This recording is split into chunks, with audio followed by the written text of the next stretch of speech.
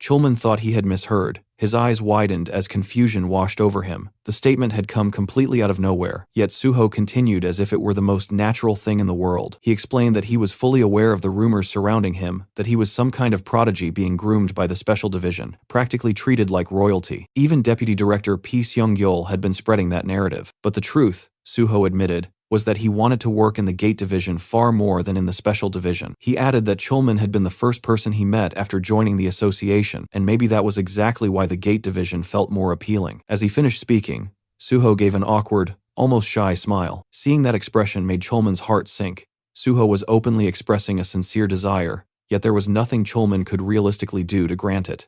A bitter taste crept into his mouth. For a fleeting second, an absurdly dramatic thought crossed his mind. Was this what Romeo and Juliet must have felt like? After a long pause, Chulman resolved that if nothing else, he could at least offer a few comforting words, so the disappointment wouldn't cut as deeply. But before he could speak, Suho called out to him again, and asked whether, if there were a way for him to enter the Gate Department instead of the Special Division, Chulman would help. Chulman's eyes widened even further. What was Suho planning now? The seriousness in Suho's gaze made it clear this wasn't a joke. In the long run, he knew joining the Special Division might be the correct move, but right now, the Gate Department offered far more opportunities. If he went straight into the Special Division, he would likely spend his days chasing people rather than gaining the kind of growth he sought. After a heavy silence, Chulman asked if he truly meant it.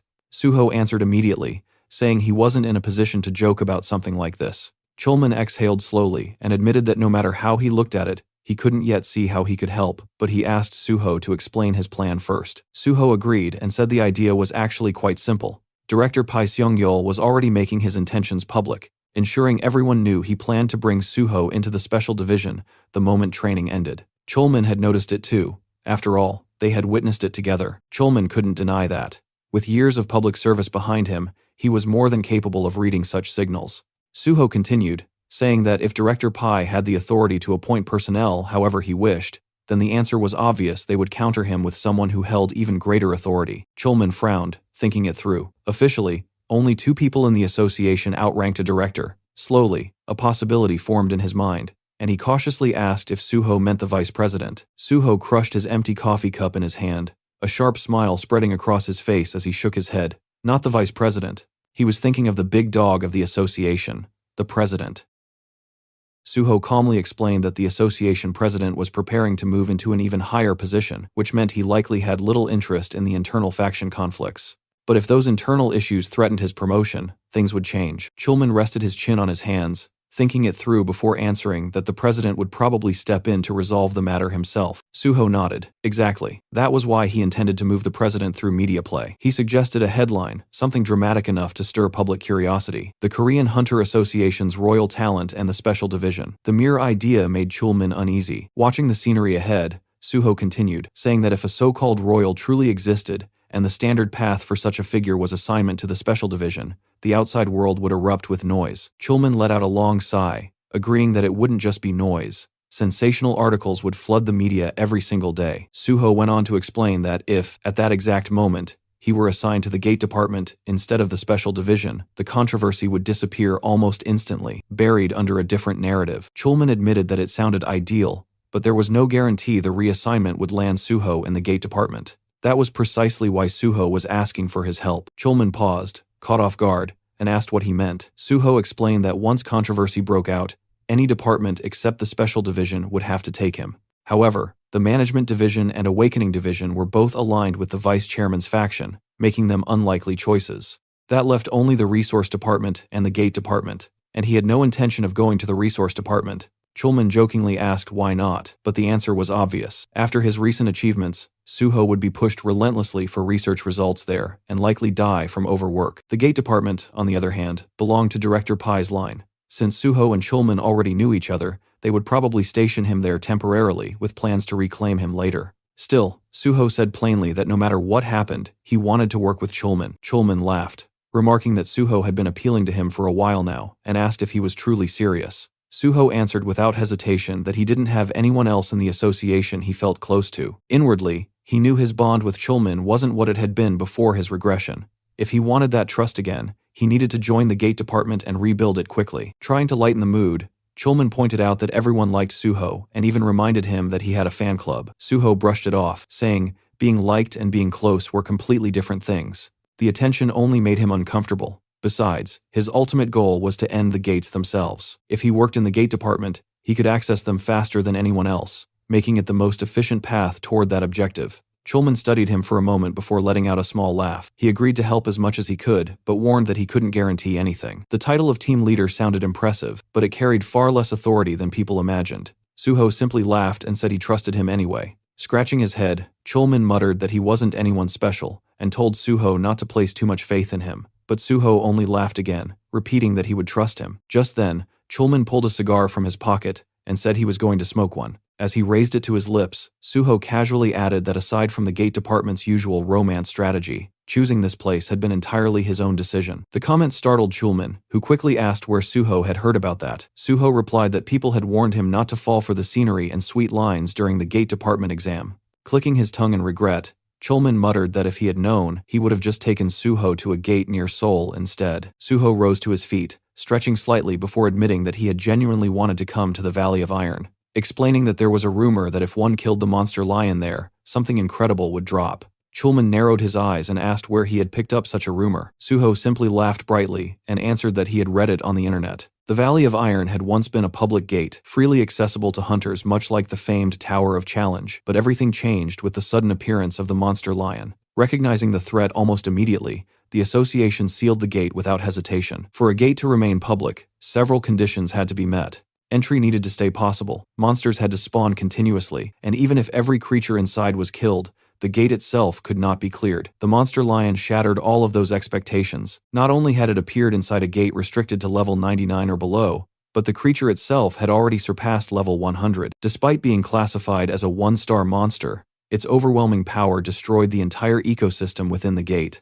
Hunters who challenged it never stood a chance. Many died without managing to leave even a scratch on its diamond-hard hide. Chulman exhaled slowly as he explained that the creature was the very reason the Valley of Iron had been sealed. But that wasn't even the worst part. Its defense and magic resistance were already a nightmare, yet the beast continued to grow stronger. Now it had climbed beyond level 110. Dropping his cigar to the ground and crushing it beneath his boot, Chulman muttered in frustration that the entry condition capped participants at level 99. How was anyone supposed to defeat a monster that far above the limit?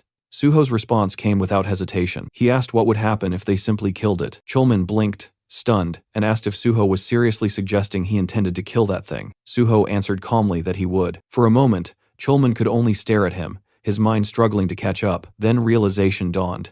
The monster lion had been Suho's target from the very beginning. Suho confirmed it with a small laugh. Pressing a hand to his forehead, Chulman muttered that this was unbelievable. But Suho stepped closer and asked if he couldn't somehow make it happen. Training had kept him away from running gates for too long, and his body had grown stiff from inactivity. Chulman nearly lost his composure, asking if Suho truly wanted to clear a sealed gate just because he felt stiff. Lowering his voice, Suho said that was exactly why he was asking quietly. The formal procedures would be complicated, and more importantly, wasn't Chulman curious? Curious about what? Chulman asked. About how he fought inside a gate. Sweat slowly gathered along Chulman's brow as he studied Suho. Suho knew that look well. His true combat style had never been revealed publicly, and despite the path circumstances had forced him onto, Chulman had once been a proper player. The desire for battle still burned inside him far stronger than in most hunters. Suho suggested they think about it simply. As long as the result was good, the Korean Hunter Association rarely pressed questions about responsibility. If things became even slightly dangerous, he promised he would leave the gate immediately. Chulman questioned if that was a promise. Suho smiled and assured him it was. Chulman finally gave in. He admitted he wasn't the type to approve something like this, but because it was Suho asking, he would agree. Suho replied lightly that there was no way he could refuse once Chulman put it that way. Then, almost casually, he asked what class Chulman belonged to now. Chulman explained that he had changed classes and was currently an archer, asking why it mattered. Instead of answering directly, Suho summoned his blood weapon, the crimson energy forming sharply in his grasp. He said he was just asking because if things turned dangerous, which probably wouldn't happen, Chulman would need to run without looking back. Then Suho added one final warning. What Chulman was about to witness inside that gate would remain strictly between the two of them. Soon after entering deeper into the Valley of Iron, Suho began his killing spree. The lower-level valley lion beasts stood no chance. He ran across the field like a streak of red lightning, his blood weapon carving clean arcs through the air as monsters fell one after another. Each slash was precise, efficient, and merciless. In a single fluid motion, Suho drove his blade into another charging lion, the sheer force of the strike knocking the creature down instantly. As its body hit the ground, he activated another skill, Blood Jade, crimson energy spear summoned in his hands. Behind him, Chulman landed moments later, dropping into a crouch as he caught his breath. His eyes scanned the battlefield, disbelief spreading across his face. The lions weren't just losing, they were being erased. Watching Suho move brought back memories of the healer exam, when he had effortlessly slaughtered several lizard beasts. But this was different.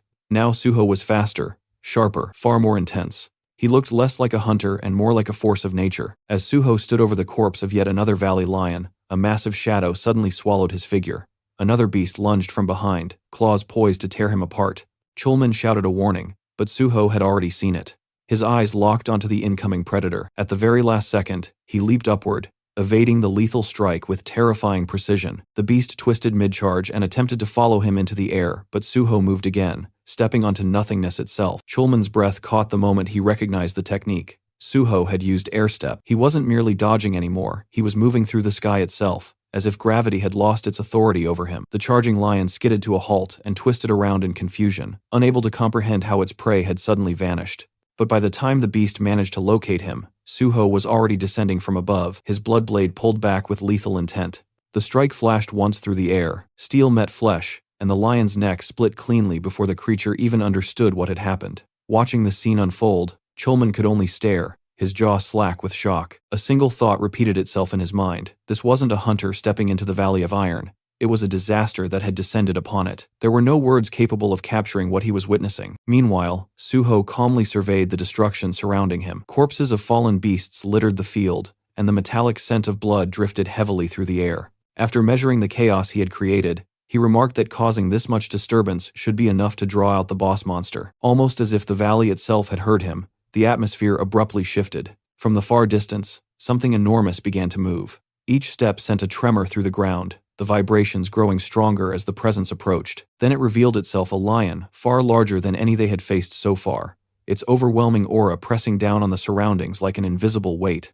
When it roared, the sound ripped across the gate like thunder, shaking the very space around them. At that same instant, a crimson alert surfaced before Suho, the system quietly informing him in stark clarity that the boss monster had appeared. The monster lion stood high upon the rocky ridge, its massive frame silhouetted against the sky, while Suho waited below with his bloodied sword gripped firmly in his hand. The beast roared, its eyes blazing with fury, and at that moment the system quietly revealed its true strength level, 113. Seeing the number, Chulman froze, shocked to see the level the monster had risen again. His mind raced as he stared at Suho, wondering how someone still in double-digit levels could possibly defeat something like that. It didn't make sense. The gap was monstrous, yet a faint smile appeared on Suho's face. He calmly judged the difference, thinking that a 40-level gap was still manageable. Then he shouted toward Chulman, telling him to keep his distance so he wouldn't get caught in the boss monster's attack range. From that point on, Suho warned he wouldn't be able to watch over him. To Suho's surprise, Chulman had already moved several kilometers back, shouting that he understood and telling Suho not to worry about him. For a moment, Suho blinked in confusion, wondering when Chulman had gotten that far away. Then it clicked. As expected of someone nicknamed Spinwheel, his judgment was quick and precise. From behind Suho, the monstrous lion continued to watch him, its throat emitting a low, guttural gurgle. Suddenly, it snapped, unleashing a deafening roar that activated its boss-level fear. The resulting shockwave sent violent gusts of wind toward Chulman, stirring up clouds of dust and debris. Meanwhile, Suho remained perfectly still in front of the beast. His system indicated that, due to the dragon blood effect, the fear failed to apply to him. Suho simply smiled. He remarked that he was just getting hot from moving around, and that the roar had actually cooled him off. Pointing a finger at the lion, he signaled the beast to come at him. Taking this as a direct challenge, the lion instantly stepped forward. Suho cancelled his blood weapon summon, noting that those blades would be useless against such a monster. Instead, he summoned his ghost shadow spear. He gripped the weapon and prepared to throw it, musing with a smile that he wanted to see for himself just how tough the creature's famous, diamond-hard hide truly was. With a surge of full force, he launched the ghost shadow spear. The blade tore through the air, aiming straight for the beast's head. Realizing the attack was imminent, the lion braced itself for defense. The moment the shadow spear struck its forehead, the weapon split apart, proving the monster's hide was far stronger than the attack. Suho watched, amazed by the sheer toughness of the hide. Having successfully defended against the strike, the lion stood its ground, its eyes bloodshot as it bared its razor-sharp fangs and teeth. It was then that Suho realized the truth. This was indeed the Nemean lion. The Nemean lion, the first of the 12 labors, completed by the legendary demigod Hercules. Just as in the myth, defeating this beast grants one of Hercules' powers. In other words, this was the qualification test to become a Hercules candidate. Suho reflected on his previous life, remembering a hunter named Bless who had completed the 12 labors faster than anyone else.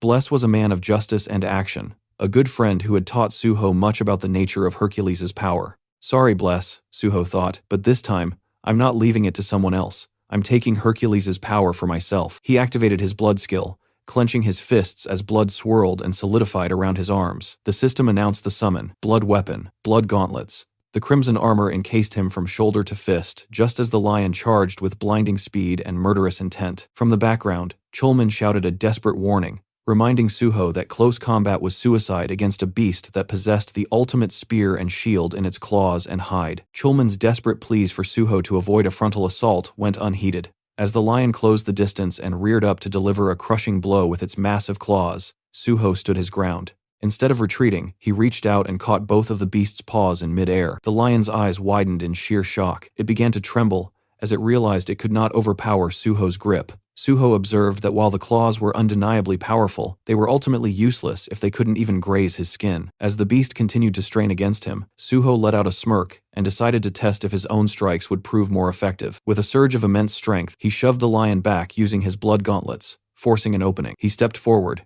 anchoring his weight for a decisive assault. The monster attempted a frantic counterattack, swinging wildly, but Suho vanished from its field of vision with a sudden leap.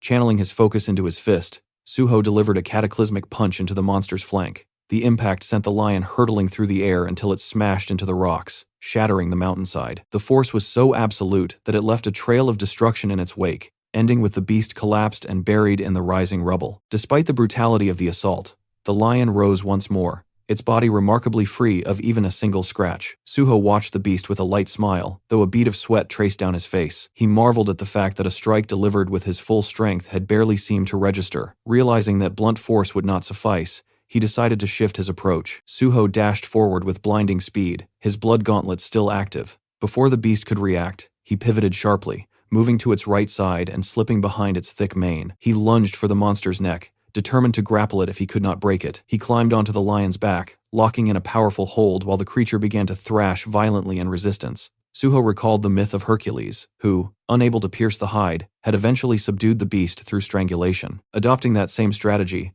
Suho maintained a relentless grip while the lion used every ounce of its strength to shake him off. A mixture of thrill and excitement surged through him as he steeled himself, mentally declaring that there would be no tapping out until the very end. In a desperate attempt to break the hold, the boss monster unleashed its fierce skill, but Suho's dragon blood intervened once again, nullifying the effect. The lion began a frantic rampage through the mountains, slamming its back against the stone walls in an effort to crush its rider. Suho tightened his grip even further, knowing that if he lost his hold for even a second, there would not be another opportunity. He clung to the beast's neck as it smashed into cliffs and outcroppings, refusing to be dislodged. From the background, Chulman watched the struggle with his mouth agape, shouting words of encouragement and urging Suho to hold on just a little longer. Though his stamina was rapidly draining, Suho kept his grip firm until the beast finally began to lose consciousness. After a grueling chokehold, the lion finally collapsed. The moment the beast was defeated, Chulman rushed forward. His eyes widened as a system window appeared in the air, announcing that the ruler of the Iron Valley had been defeated.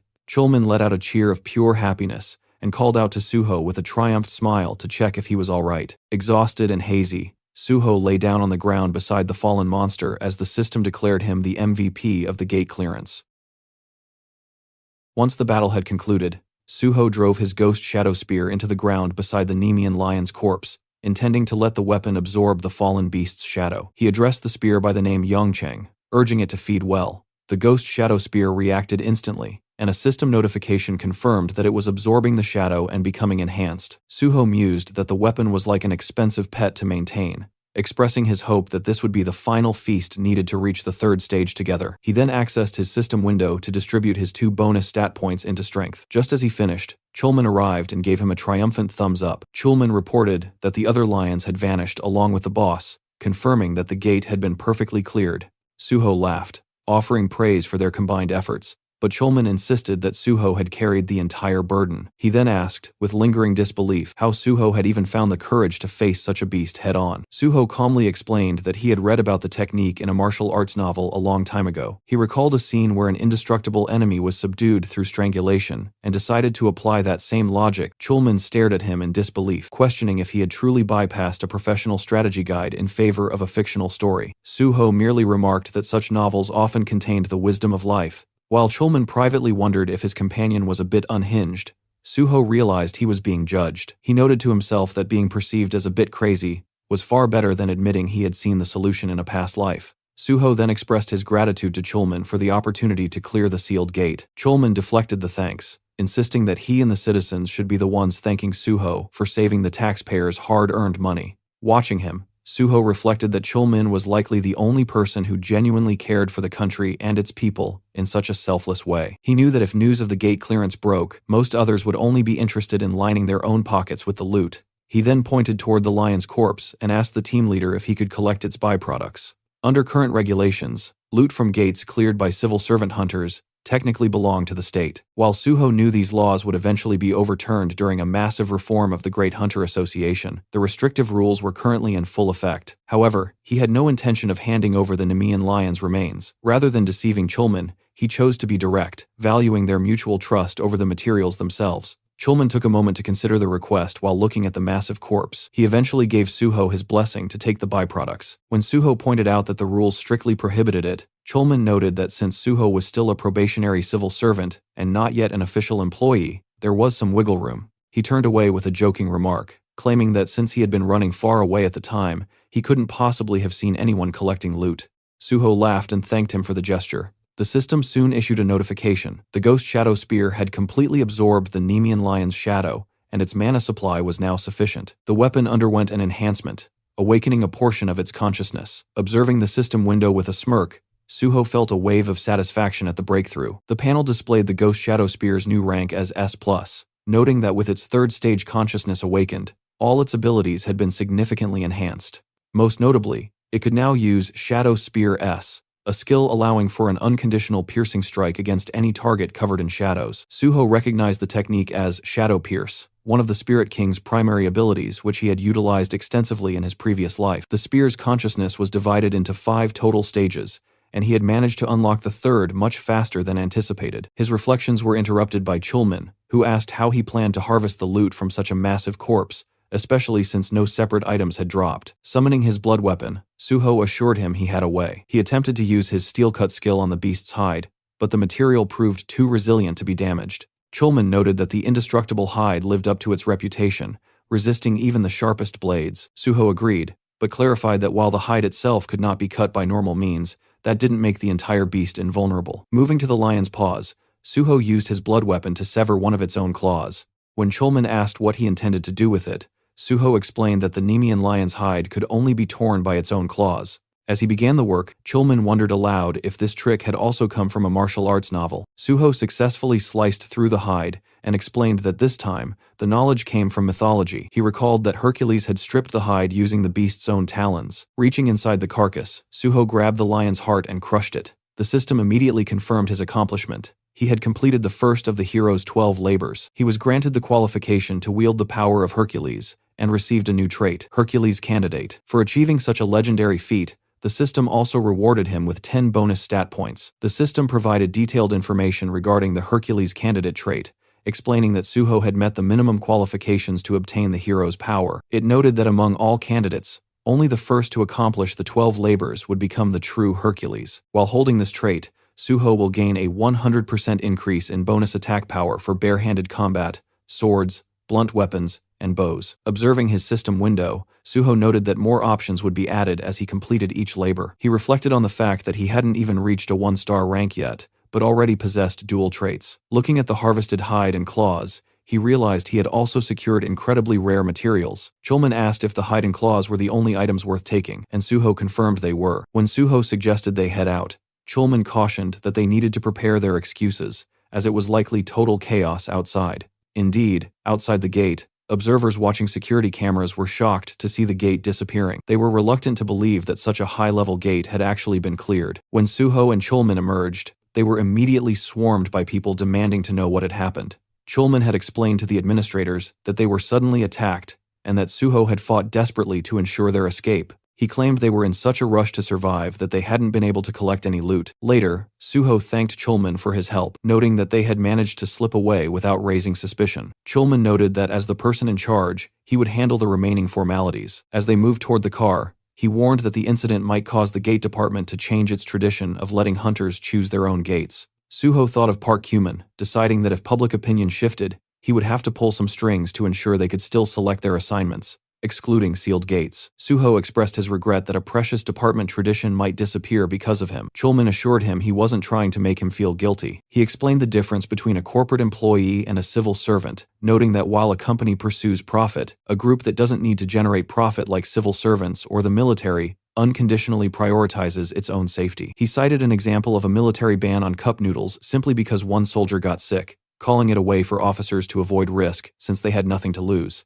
Suho called it an ignorant response, and Chulman agreed. He explained that he had turned a blind eye to the rules this time, because he judged that closing a dangerous sealed gate was more important than strictly maintaining management traditions. Suho reflected that while Chulman was meticulous in weighing pros and cons, his decisions were always rooted in the public good rather than personal gain. As they sat in the car, Suho thanked Chulman for the lesson. Chulman laughed, noting that talking like that often got people labeled as boomers. Suho replied that he truly had learned a lot and asked Chulman to speak more comfortably with him, since they would soon be working together officially. Chulman agreed to drop the formalities once Suho was under his direct command, emphasizing the need to separate public and private matters.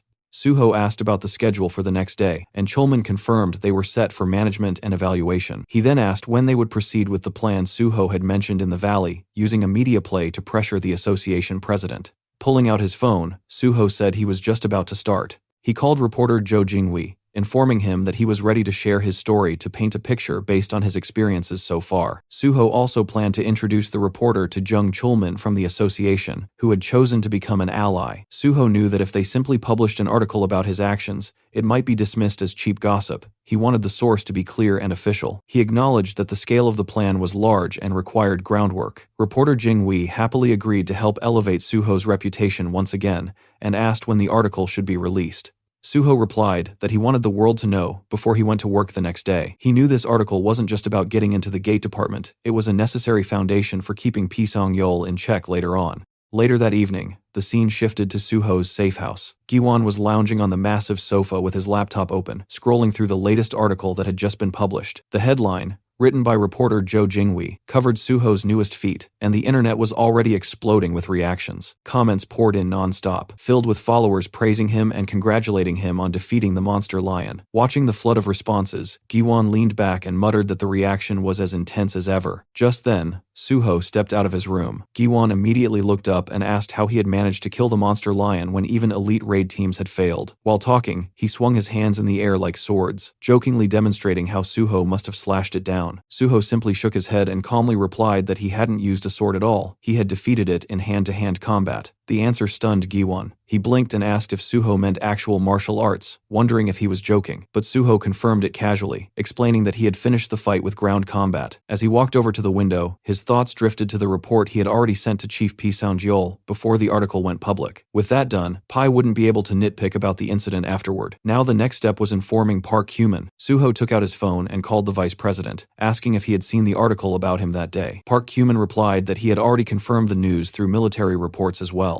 Suho then mentioned that the rumors about him being royalty of the Special Division had probably reached him too, along with the expectation that he would start as a deputy team leader there once training ended. From the other end, Park Kyuman said it would actually be strange if he didn't know about it, then asked why Suho was bringing it up. Suho replied by asking if Park Kyuman would be fine with him joining the Special Division. The vice president grew suspicious and demanded to know what he was trying to imply. Suho explained that he was planning to put pressure on Pisang-yeol. Soon an article would circulate about the so-called Special Division royalty, and to the public it would look like a corruption scandal involving power-based appointments. Pisang-yeol himself might not care about public opinion, but the association president certainly would. After a moment of silence, the vice president asked if Suho wanted him to persuade the president to send him somewhere else instead. Suho confirmed it and told him to simply place him in the gate department. At the same time, Park Hyuman should stay close to the president, offer advice, and slowly build his own influence. Suho added that he would prepare several proposals to help strengthen that position. While speaking, Suho thought quietly to himself that Park Hyuman was only a temporary piece on the board. One day he would discard him, but for now he was far too useful to waste. On the other end of the call, Park Hyuman asked what kind of proposals Suho was preparing. If he knew in advance, he could start dropping hints to the president. Suho simply replied that he would explain everything when the time came and that he would contact him again soon. As soon as the call ended,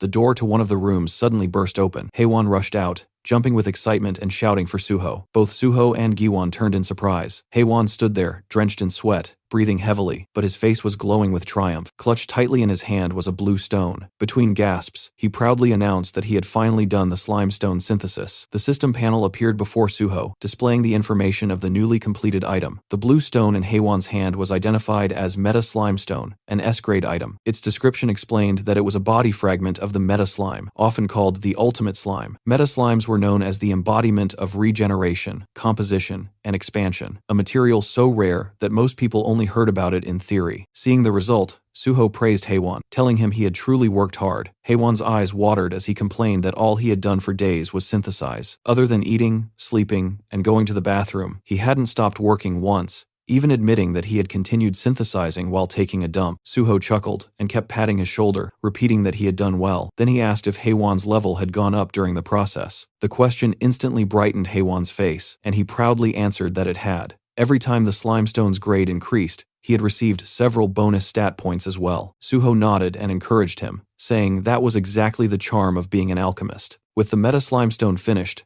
they only needed the remaining materials now, and when the time came, he would need Haewon's help again. The mention of more work immediately drained the color from Haewon's face, but he still nodded weakly and agreed. Suho then took out his phone, thinking that now the Meta Slime Stone was complete, only one material remained. Looking at the contact number on the screen, a faint smile formed on his face, realizing that the person he needed to contact next wasn't exactly normal either. Sometime later, Kang Seol-gi arrived outside Suho's safe house. Standing in front of the massive building, he looked up at it in disbelief. The place looked less like a house and more like a mansion. He let out a quiet gasp, thinking that if he ever tried to buy something like this, it would probably take him 50 years. Then he reconsidered and thought it might even take 100. Just then, the door opened and Suho called out to him, asking if he had arrived and telling him to come inside. Suho led him through the entrance and thanked him for coming all the way there. Seol-gi brushed it off casually, saying it was nothing, and explained that he had brought the item Suho requested. Inside the box he carried was a strange device resembling a gaming controller. As soon as Suho looked at it, the system panel revealed its name and description. It was called the Third-Person Pilot Perspective Device. The description added that excellent pilots were extremely difficult to create and even harder to preserve, as most of them died alone alongside their machines on the battlefield. Suho examined the device and thought that, judging from that rather unfriendly description, it really was a piece of triple-type technology. Taking the box into his hands, Suho praised Seol-gi for finding it and said he had done good work. Seol-gi replied that he had only followed orders from above and earned his share of the work. He explained that while testing Suho's newly discovered 20-second purification method, the device's curse option had suddenly activated. Because of that, he had written a report stating that the item had to be destroyed. Suho nodded approvingly, saying that was exactly what he expected from the deputy team leader. Then he suggested they immediately proceed with removing the Mega Crusher. Hearing that, Kang Seol-gi brightened instantly and eagerly agreed. Suho guided him deeper into the house,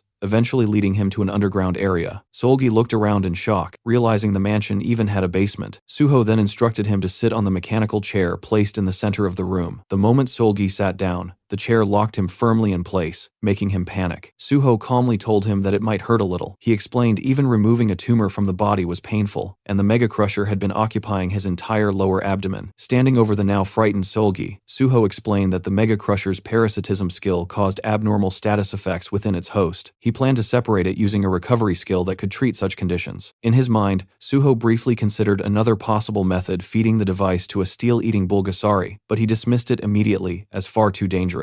Instead, he moved beside Seol-gi and announced that the procedure would begin. Seol-gi nervously asked if anesthesia wouldn't be used first. Suho casually replied that he had indeed called an anesthesia specialist and that he would introduce him right away. Without another word, he struck Seol-gi sharply on the back of the neck, knocking him unconscious instantly. Suho sighed and remarked that possessing and using anesthetics without permission was illegal, so this was the only option. He then removed Seol-gi's jacket and lifted his shirt, revealing the grotesque mechanism embedded in his abdomen, the Mega Crusher. Looking at the device, Suho noted that with the host unconscious, its activity had slowed down, declaring that the surgery would now begin. A soft blue light gathered in his hands as the system indicated the skill, recovery, had been activated. Suho pressed the glowing energy against the Mega Crusher. He muttered that if the device evolved any further in the future, ordinary recovery skills would no longer work on it. If Kang Solgi had revealed his condition earlier in Suho's previous life, the devastating molecular incident might never have happened. Still, that disaster had at least allowed researchers to discover numerous item combinations involving the device. Sensing danger, the Mega Crusher suddenly began reacting violently to Suho's skill. Kang Solgi's entire body trembled, though the mechanical chair held him firmly in place. Suho observed that if the host had been awake, the scene would have turned into complete chaos. He added quietly that it would hurt, but the device had to be removed quickly, and Solgi should actually feel lucky to be unconscious. As Suho intensified the recovery skill, the Mega Crusher began emitting harsh mechanical noises. Suddenly, the device tore itself free from Solgi's abdomen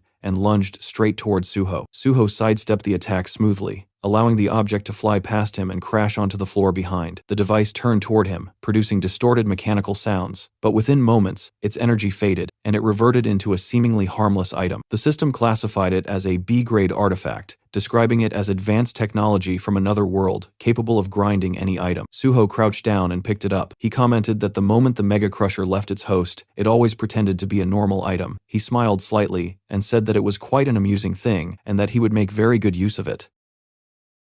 After obtaining the Mega Crusher, Suho returned to the living room. There he found Haewon sprawled across the couch, looking completely drained. Suho told him that all the materials had finally been gathered and that it was time to begin the synthesis. Hearing that, Haewon immediately protested, complaining that he had just gotten some free time, and Suho wasn't even giving him a chance to rest. Suho simply smiled and placed a hand on his shoulder, telling him they would finish just this one and then take a proper break. The materials were already prepared, so the process should be quick. Haewon clearly wasn't pleased, but agreed. The two of them soon headed down to Haewon's laboratory. Once inside, Haewon began the synthesis process. This time, the materials placed on the table were the Meta Slime Stone, the Liberated Soul Prison, and the third-person pilot perspective device. As the process began, Haewon focused entirely on his work. Sweat formed on his forehead as he carefully guided the fusion of the materials. His concentration was absolute. Moments later, a brilliant light burst from the synthesis circle in front of him. Haewon pushed his glasses up slightly and announced that the work was finished. Haewon then revealed the finished item. As Suho examined it, the system panel appeared, identifying the creation as a mysterious meta-suit for Soul Mecha soldiers, an S-grade artifact. The description explained that it was the result of combining ancient mysterious technology, advanced otherworld technology, and fusion engineering. The suit was designed exclusively for possession-type ability users. It would receive 150% influence from the pilot status window, allowing possession-based control and full pilot operation. Its appearance could change freely, according to the pilot's will, and as long as sufficient mana was supplied, the suit could regenerate endlessly. Looking at the result, Suho thought that the quality of the materials must have been exceptional, since even the name had evolved into something far more impressive than expected. Haewon, unable to hide his excitement, asked if the item was really that good. Suho answered honestly that it was extremely good. Haewon beamed with pride, brushing his hair back as he revealed that the synthesis had raised his level by more than 20 and granted him 10 bonus stat points. Watching him celebrate, Suho quietly reflected that the item they had just created was essentially built with endgame level specifications, packed with nearly every possible modifier. The technology series items were officially divided into 3 categories. The first was the lost technology of ancient civilizations, relics left behind by forgotten eras. The second was the high technology of otherworld civilizations, artifacts originating from advanced worlds beyond Earth. The third was the over-technology of mythological civilizations, equipment said to surpass modern understanding entirely. Unofficially, however, there existed a 4th classification, fusion technology, created when 2 or more different technologies were combined together. Looking at Haewon, Suho reflected on that fact. The first 3 technologies existed as independent categories, but the last one was different. Fusion technology could only be created by rare individuals capable of merging completely different systems together. People like Haewon were the only ones capable of doing that. It was the first time Suho had personally witnessed such a result. Suho placed a hand on Haewon's shoulder and told him that 10 bonus stat points were equivalent to roughly 10 levels. Hearing that, Haewon beamed with pride and thanked him sincerely for giving him such an incredible opportunity. In response, Suho pulled out his platinum credit card and handed it to him, telling him to eat whatever he wanted and get some proper rest. Haewon's eyes sparkled with excitement as he accepted it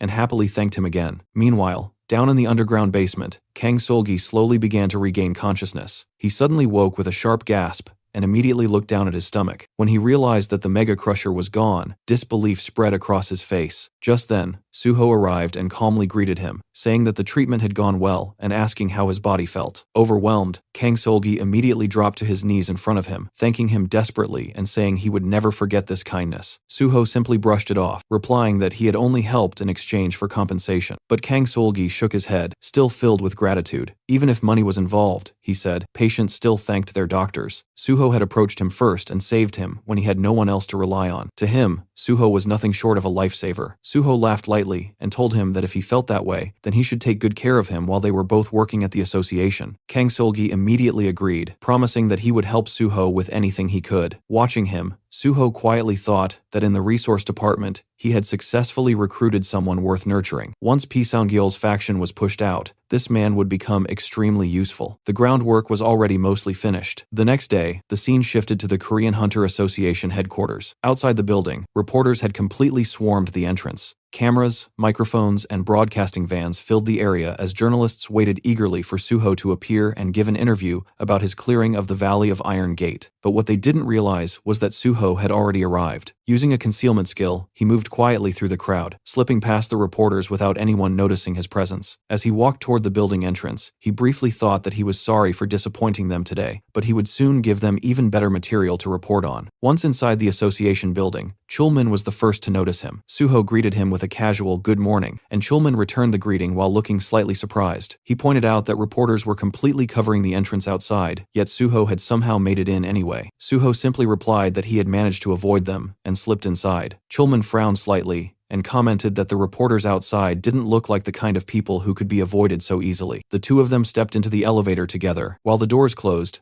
Suho asked if Chulman was starting his training with the detection department that day. Chulman confirmed that he was, explaining that he only needed to meet the department chief before beginning the evaluation process. Soon after, they met the chief of the detection department, Ma Du-won. The man greeted Suho warmly and said it was an honor to meet the rising star everyone had been talking about lately. Then, turning to Chulman, he handed him a file. He explained that there had recently been several sudden mana surges, which had left the department short-handed. Because of that, team leader Chulman would also be responsible for overseeing Suho's evaluation. He instructed him to choose a suitable gate location from the list reserved specifically for evaluation purposes. As Suho glanced over the documents, a thought crossed his mind. Among the listed gate candidates, there was one in particular that he wanted. Using the knowledge stored in his memory, he had already calculated the gate's creation timing and adjusted his schedule accordingly. The scene then shifted to the Dongcheon temporary command post. When Suho and Chulman arrived, one of the guards recognized them immediately and guided them inside. Before long, they reached the massive steel wall that surrounded the gate site. Chulman checked the monitoring device and explained that the gate charge had already reached 97%.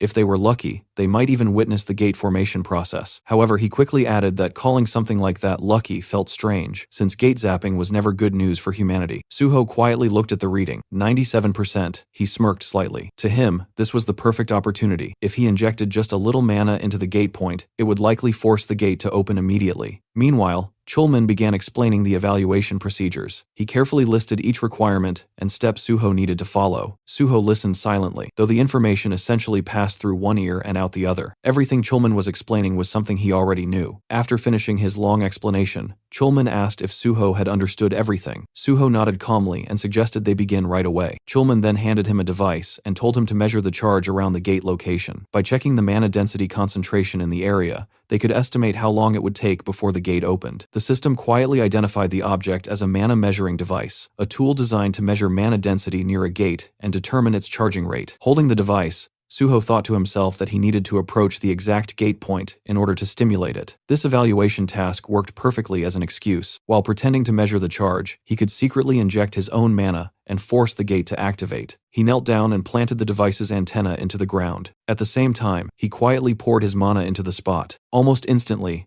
the device began screaming with warning signals as its readings shot straight to the maximum level. The sudden alarm startled the surrounding officers, who began shouting in confusion, wondering what the detection signal meant and what was happening. Then the ground trembled. Right where Suho had placed the device, a purple gate suddenly began to form. A blinding flash burst outward as violet mist spread through the air. Officers nearby instinctively shielded their eyes in fear as the gate rapidly stabilized into a full structure. Chulman stared in complete shock. Before him stood a fully formed purple gate, its intense light flooding the area. He shouted Suho's name in panic, but it was already too late. Suho had already stepped inside. The bright light forced him to cover his eyes for a moment. When his vision cleared, he opened his system window. Normally, a system message describing the gate would appear just before entering, but this time nothing appeared. Suho quickly realized why he had forcibly entered the gate before the system could register it properly. Then he saw a towering structure rising before him. A massive, tower-like building stood in the center of the area. Suho immediately recognized it. He had entered the martial arts library, exactly as he had planned. In his previous life, this sealed gate had eventually been cleared by the legendary martial king, Gu Taixu. The man was known as the true king of martial arts, a master capable of overwhelming opponents in hand-to-hand combat regardless of style. The ultimate technique that had made Gu Taixu famous was hidden inside this very tower. Suho recalled that Gu Taixu had been one of the 5 strongest swordsmen he had ever encountered. Even in previous life, Suho had never managed to defeat him, but this time would be different. This time, he would obtain that technique for himself. Staring at the enormous tower ahead, Suho began walking toward it and calmly declared that he was going in. Meanwhile, outside the gate, Chulman stood frozen in shock, shouting Suho's name as panic spread through the command post. The scene briefly shifted to the past. In that moment, Suho stood over the defeated martial king, Gu Taixu. After yet another hard-fought battle, the martial king let out a small laugh as he admitted that, as expected, it wasn't easy to defeat Suho in pure swordsmanship. Suho responded calmly, acknowledging that his opponent was the martial king, but he himself was the sword god. Gu Taixu then dropped to one knee, still smiling, and wondered aloud if he might finally win after 1,000 matches. Back in the present, Suho was climbing the massive stone tower of the martial arts library. His body moved steadily upward, gripping ledges and pulling himself higher with controlled precision. As he climbed, he muttered that Gu Taixu had always been the most persistent person in the world. Someone like him must have scaled this exact tower with nothing but his bare hands. Even for Suho, the climb was exhausting. Each movement demanded strength, balance, and endurance. Despite his overwhelming abilities, he found himself struggling, realizing that the martial king must have gone through the same hardship before earning his title. After a long climb, Suho finally reached the top. Pulling himself over the edge, he jumped onto the rooftop and let out a deep breath of relief. He muttered that he had barely made it, recalling how he had almost slipped near the very end. If his stamina hadn't reached red grade levels, he wouldn't have been able to complete the climb at all. He remembered how things had unfolded in his previous life. Back then, no one had managed to conquer the stone tower. In the end, the opportunity had gone to Gu Taixu through an auction, allowing him to claim the reward. Standing there now, Suho reflected that if he hadn't accessed the gate first this time, the same outcome would have repeated itself. Gu Taixu would have conquered it again. Suho realized that there was no better environment for rapid growth than the Korean Hunter Association. Even if he couldn't directly profit from gates in the usual way, the opportunities they provided were far more valuable. With that thought, he looked upward, eyes sharp with determination. He had already cleared the first trial, the climb. As Suho reached the top, the scenery finally revealed itself. A bright blue moon hung high in the sky, casting a cold, almost surreal glow across the entire area. In front of him stood a massive, old-school-style martial arts library, its structure ancient yet imposing.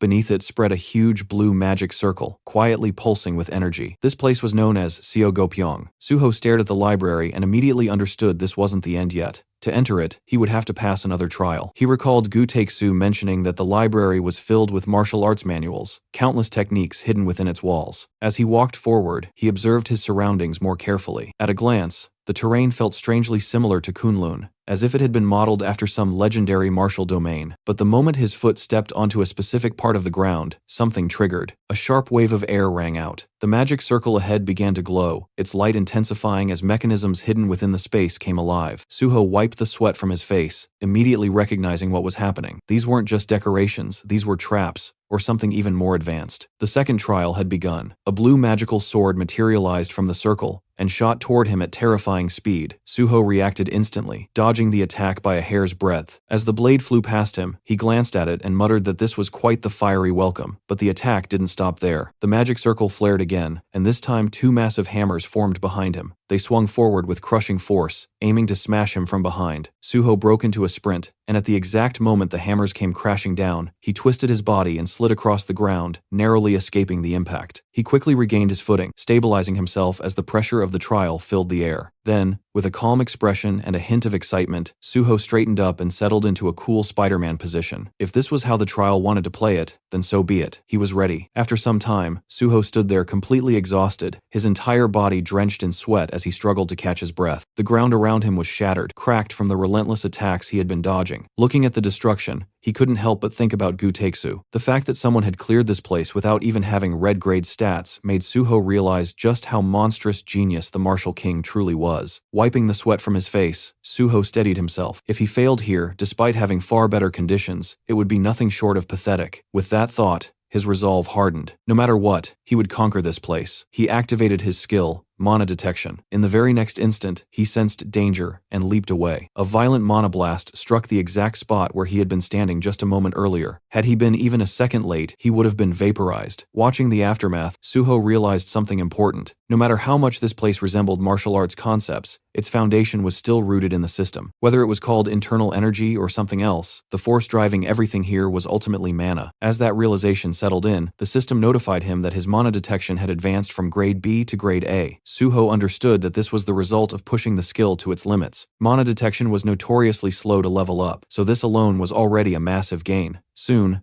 Suho was moving non-stop, dodging one blast after another, sensing each attack just before it struck. As he continued, his instincts sharpened, and he suddenly realized something. It was time to arrive that thing. The ground beneath the magic circle began to crack violently. Within seconds, the surface split apart, and from within emerged a massive statue. The moment Suho saw it, he knew this was the boss monster. The system identified it as the guardian of the library, its level unknown. The statue's appearance reminded Suho of something oddly familiar, like Mokujin from Tekken. Then he recalled what people used to say. This guardian possessed the same terrifying ability as the Nameless Sword Emperor, the boss of the Nameless Sword Gate. That ability allowed it to copy the exact status window of its opponent. Almost immediately, the guardian activated its skill. A blue domain spread outward, forming a sealed space that enclosed only Suho and the guardian. The system informed him that the battlefield of conviction had been activated. Within this domain, the guardian's status would mirror the challenger's, and all combatants were restricted to using only the weapon designated by the guardian. Suho rolled his shoulders and understood the situation instantly.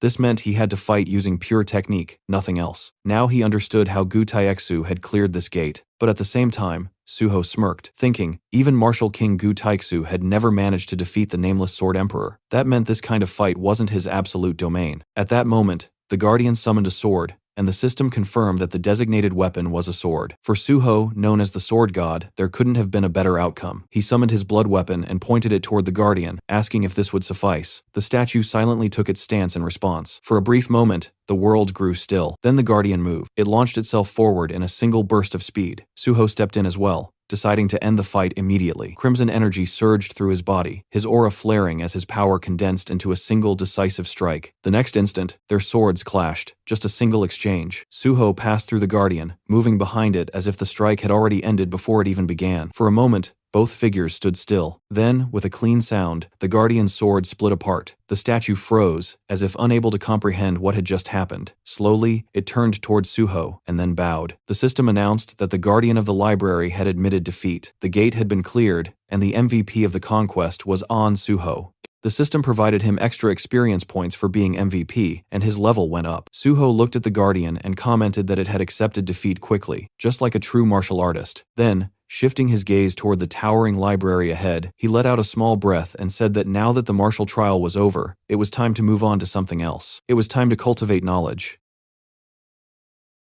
As Suho approached the entrance of the towering library, a system notification quietly appeared, welcoming him to the Library of Martial Arts. The moment he stepped inside, another message followed, informing him that by defeating the gatekeeper, he was qualified to receive 1 volume of knowledge from the library. Suho looked at the notification and let out a satisfied laugh. Just as Gu Taixu had once said, the knowledge obtained here depended on how many guardians one defeated. And this knowledge wasn't just information, it meant skills. Standing before rows of ancient books, Suho saw the system categorize them into 3 groups: swordsmanship, footwork, and miscellaneous techniques. He murmured the categories under his breath, briefly considering them. Miscellaneous techniques sounded unimpressive at first glance, almost like a collection of useless tricks, but Suho knew better. That category was anything but trivial. Without hesitation, he chose it. The system confirmed his selection, and Suho immediately stated that this was the true core of the library. Moments later, another notification appeared, informing him that he had acquired a new skill, Acupoint Strike, Grade B. The details unfolded before his eyes. It was a mysterious martial art from Muram, allowing its user to perceive the major acupoints of the human body. By accurately striking these points, one could trigger unique effects specific to each acupoint. Unlike conventional offensive techniques or movement skills, this ability operated on an entirely different principle, which was why it was classified under miscellaneous techniques. Suho stood there, absorbing the information. Acupoint techniques were commonly seen in martial arts novels, but in reality, they were incredibly rare, something that could only be obtained in a place like this. As he processed the skill, the books around him suddenly began to glow with a golden light. One by one, they started fading away, dissolving into nothingness. Watching the scene, Suho realized that the library itself was disappearing now that he had claimed its knowledge. Then, in front of him, a scroll materialized out of thin air. The system informed him that he had obtained an item archive painting, Grade S. At that moment, Suho understood. The entire library had been condensed into a single painting within that scroll. As Suho held the scroll in his hands, the system displayed its details. The item, archive painting, was described as a painting containing the entire library of martial arts, passed down only to those who had defeated its keeper. It further stated that on nights of the full moon, the holder could return to the library once again. Suho looked at the scroll quietly, understanding its value. The library of martial arts wasn't something that ended with a single visit. It was a place that could continue offering growth. With a faint smile, he thought that he would return again when the full moon rose. Then his thoughts shifted. It was time to stop making Chulman worry and head back. Meanwhile, outside the gate, tension had been building for quite some time. The officers stationed at the site were growing increasingly uneasy. Some began murmuring that it had already been too long since Suho entered, wondering if they should be preparing a backup request. Among them, Chulman was the most restless. He clutched his head, clearly shaken, muttering that this was driving him insane. In his mind, he kept replaying what had happened, Suho being pulled into a gate caused by a mana runaway, entering a completely unknown space with zero information. The uncertainty gnawed at him. His thoughts spiraled into worst-case scenarios. A gate with no data, filled with unpredictable dangers. What if something had gone wrong? For a moment, he even imagined Suho dead. Unable to calm himself, Chulman clasped his hands together and silently prayed, hoping Suho would come out safely. Then suddenly, one of the officers shouted. Everyone turned at once, watching as the structure began to destabilize. Someone yelled that the gate line was breaking and wondered if it meant the gate had been cleared, and at that exact moment, Suho stepped out. He looked around casually and remarked that quite a crowd had gathered. The moment Chulman saw him, he rushed forward without hesitation, a mix of anger and relief flooding his expression. He grabbed Suho and demanded to know what had happened, shouting about how worried he had been and how reckless it was to suddenly enter a gate like that. Suho calmly explained that there had been a mana runaway, so it couldn't be avoided. He added that, fortunately, the gate hadn't been too difficult, so he managed to come out safely. Hearing that, Chulman let out a long breath of relief and grabbed Suho's shoulder, saying how thankful he was that nothing had happened. Suho apologized for causing trouble, but then immediately asked what would happen to his field evaluation now. Chulman stared at him for a moment, almost speechless, and asked if that was really what mattered right now. The important thing was that he had come back alive. Suho agreed on the surface,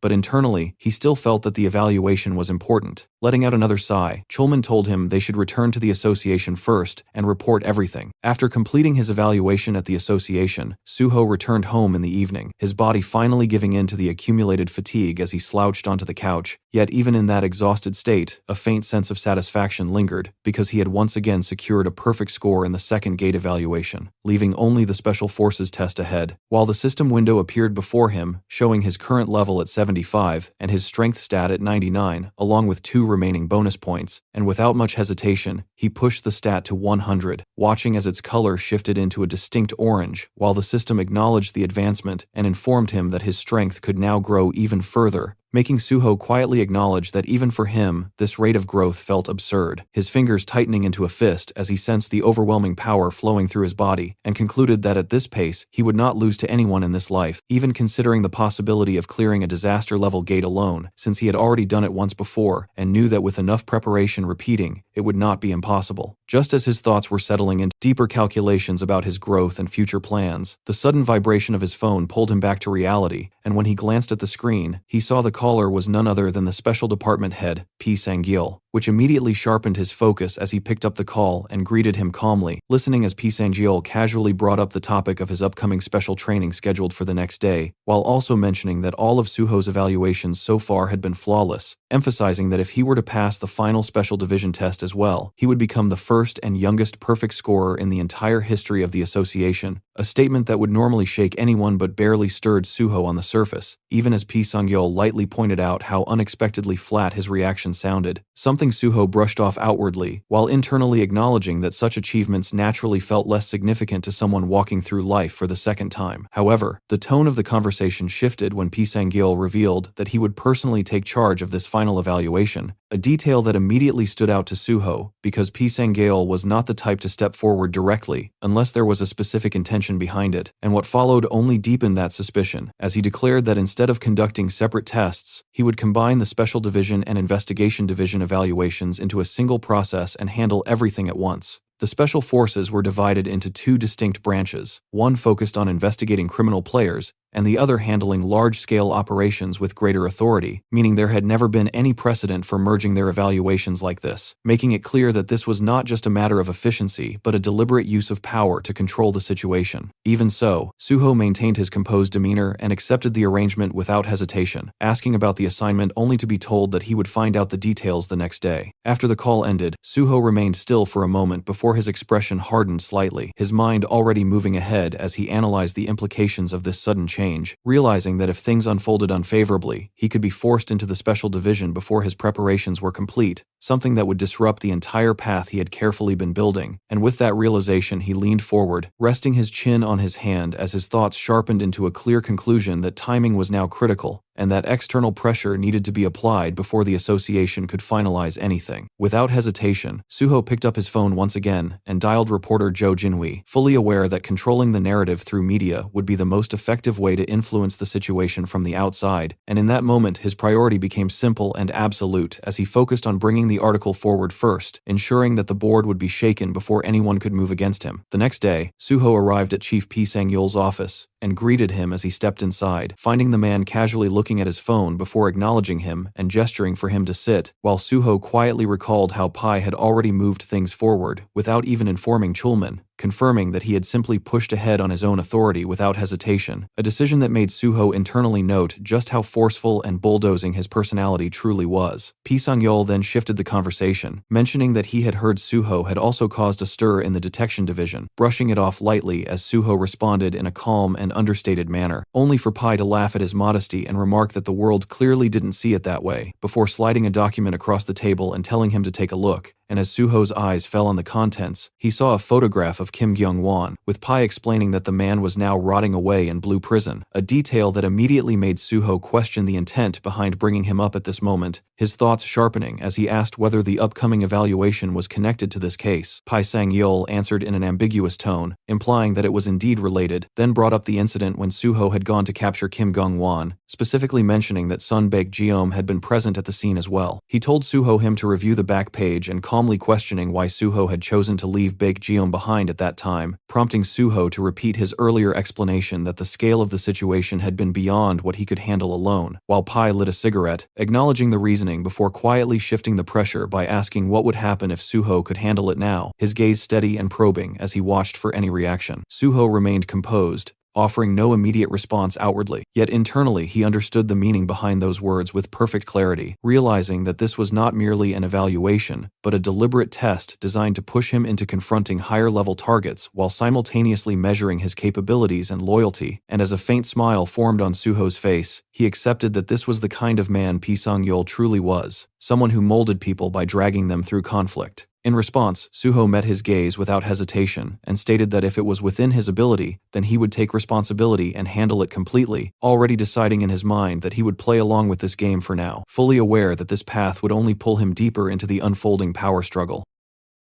Chief Pai studied Suho for a brief moment, clearly amused by the answer he had just given, before letting out a low laugh and remarking that this was exactly why he liked him, then immediately moving the conversation forward by instructing him to deal with Son Baek-jeom first, making it clear that if he handled the matter cleanly he would personally grant him perfect scores across both department evaluations, a statement that sounded casual on the surface but carried a heavy implication of authority, while Suho calmly confirmed the task and asked whether simply taking care of the target would be enough, only for Pai to add another layer by demanding that he also retrieve the ledger containing all of Baek-jeom's connections, turning what could have been a straightforward mission into something far more intricate. And as Suho accepted without hesitation and asked for the time frame, Chief Pai gave him 1 week, setting a clear boundary that left no room for delay. The atmosphere then shifted slightly as Chief Pai leaned back and brought up what he called an interesting story, asking how Suho thought he knew about the connection between Son Baek-jeom and the association's vice president, and when Suho responded cautiously, Pai revealed without hesitation that Baek-jeom himself had approached him first, having the sense to recognize that Pai was a more capable figure than the vice president. Yet despite that,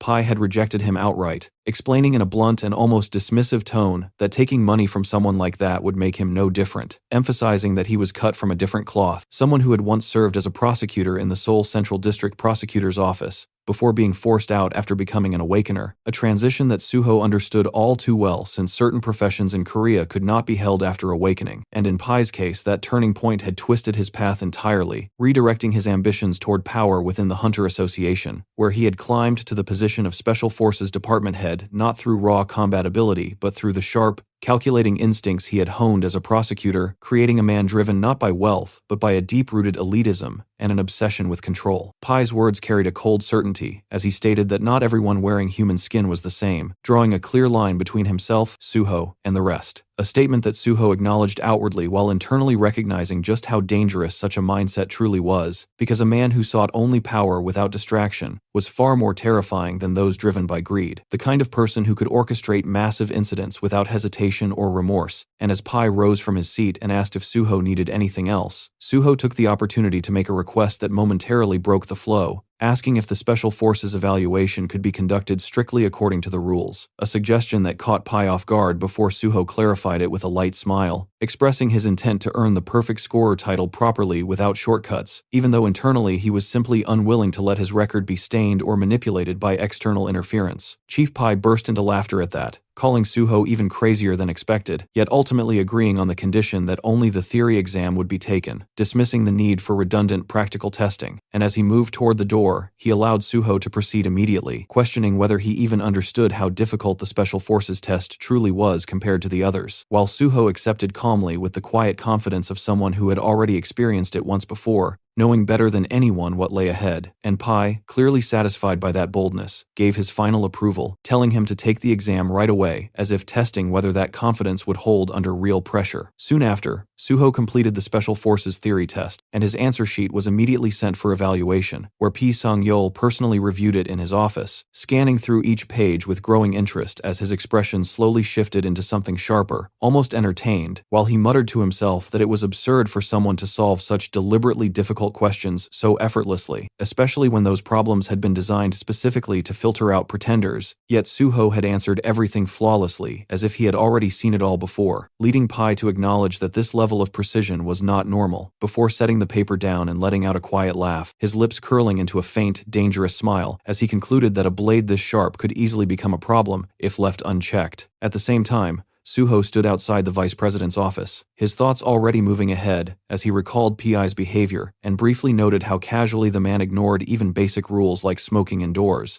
then shifted his focus to what truly mattered, calculating that 1 week was more than enough time to handle Son Baek-jeom and push the article forward. Yet before making any moves he needed to confirm one critical detail, and with that in mind he stepped inside, where the vice president greeted him with a practiced smile, only for Suho to immediately bring up his meeting with Pai Sang-yeol and the assignment he had been given, then directly question the current state of the vice president's relationship with Son Baek-jeom, asking whether everything had truly been cleaned up. The question struck harder than expected, instantly breaking the man's composure as sweat formed on his face and his posture collapsed into hesitation, struggling to produce an answer before eventually bowing his head without any proper explanation, a reaction that irritated Suho, who watched the scene with growing frustration as he thought about how absurd it was that someone holding such a high position could fail to handle something so basic. Yet at the same time he felt no real disappointment because he had never expected competence from him in the first place, reinforcing his belief that relying on others was meaningless, and that in the end, he could only trust himself to resolve matters properly. Without wasting time, Suho extended his hand and demanded the man's wallet, receiving it without resistance as the vice president complied in silence, then calmly confirmed that the money received was still intact, before asking about the remaining cases tied to Son Baek-jeom, to which the vice president replied with forced confidence that most of them had already been handled and that everything would be resolved within a week, allowing Suho to draw a clear conclusion that if he personally dealt with Son Baek-jeom, there would be no remaining leverage left against the vice president, and with that understanding he gave a final warning in a cold, controlled tone, telling him to stay quiet and behave while making it clear that he would not repeat himself, because if any further issues surfaced, the consequences would be far worse than before, a threat that the vice president understood immediately as he nodded in submission. The scene shifted to Gangnam Payment Plaza, deep within the underground parking lot where the dim lights cast long shadows across the concrete, and Suho stood alone as he calmly made a call to Son Baek-jeom,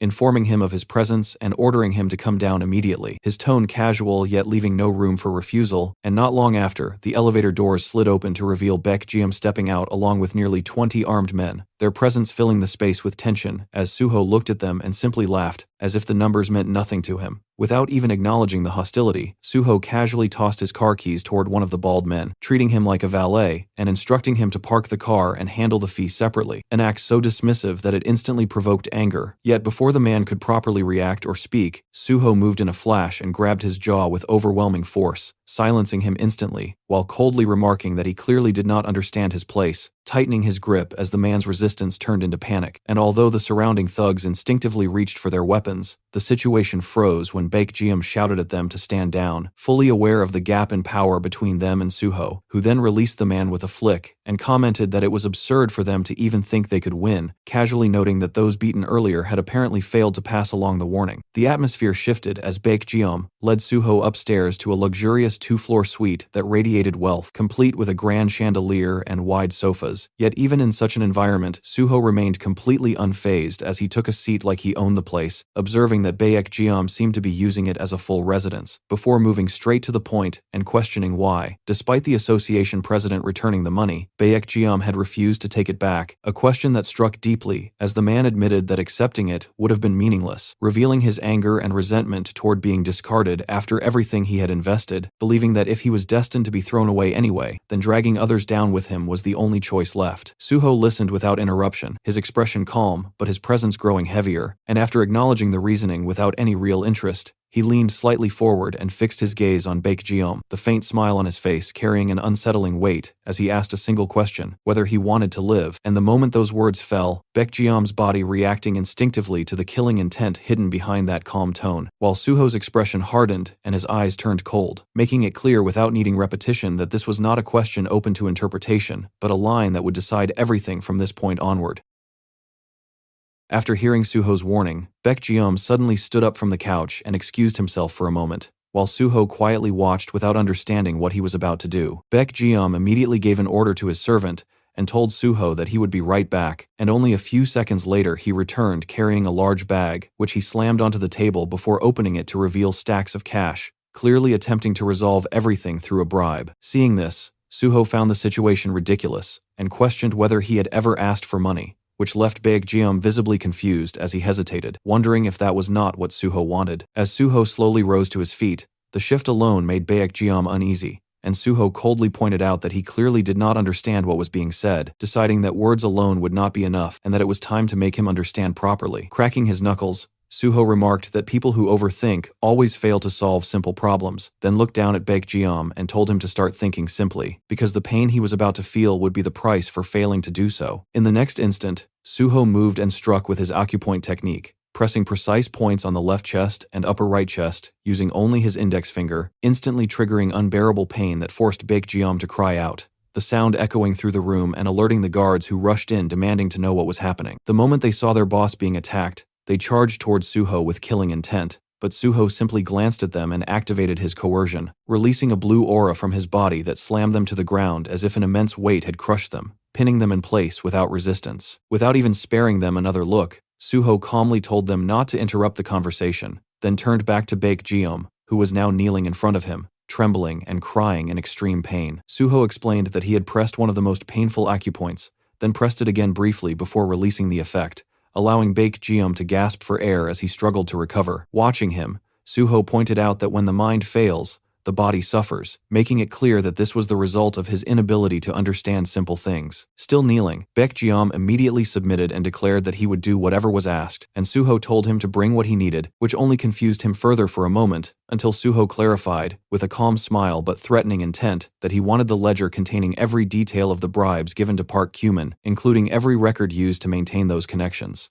After some time, Baekjeom returned with the ledger and handed it over, and Suho sat down on the couch while flipping through the documents, noting how widely the money had been distributed across institutions like the prosecution and the police. As he examined the pages, something caught his attention and he recognized that there was a significant amount of useful information within it, then stood up and approached Baekjeom to give him a final piece of advice, stating that no matter how hard it was for someone to abandon their habits, survival required change, especially when it came to dangerous dealings like drugs, warning that if he heard anything related to such activities again, he would personally step in next time. After that, Suho gave a direct order for Baekjeom to leave the country immediately for about a week, telling him to treat it like a short break and take the earliest flight available while reporting the return schedule and airport details, making it absolutely clear that he must not speak a single word about what had happened and that, officially, Suho had never been there, and Baekjeom had simply chosen to travel abroad on his own. Once Baekjeom agreed, Suho stored the ledger in his inventory, and then struck him once more from a distance with another precise acupoint attack aimed at his abdomen,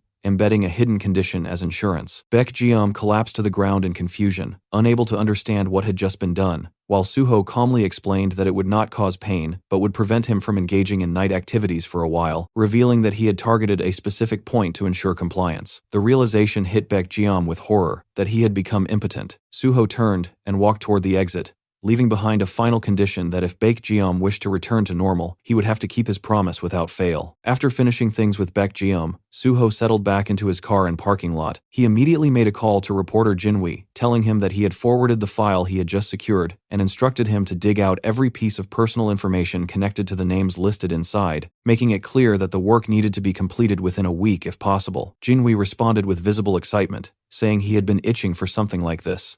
And as the call ended, Suho pulled out the ledger again, briefly scanning it, while thinking that the next 7 days would require precise and efficient movement. Just then, another call came through, this time from Kim Jeon, and Suho picked it up without hesitation, only to hear that Jeon had just finished dealing with his own situation and wanted to speak before making any decisions. Suho immediately asked whether Nexus had contacted him, and when Jeon confirmed that they had, but that he chose to speak with Suho first, Suho decided to head over personally, mentioning that he had something to give him. Not long after, Suho arrived and knocked on Kim Jeon's door, and when it opened, Jeon commented on the effort it must have taken to come all the way there, stepping aside to let him in as Suho walked into the room and observed him carefully. Suho noted that Jeon was still in his original body and remarked on whether he was intentionally maintaining that state, to which Jeon explained that he was trying to get used to it, and only switched when necessary to care for his sibling, a response that Suho acknowledged as a good mindset. With that, Suho brought out the item he had prepared, stating that he had kept his promise,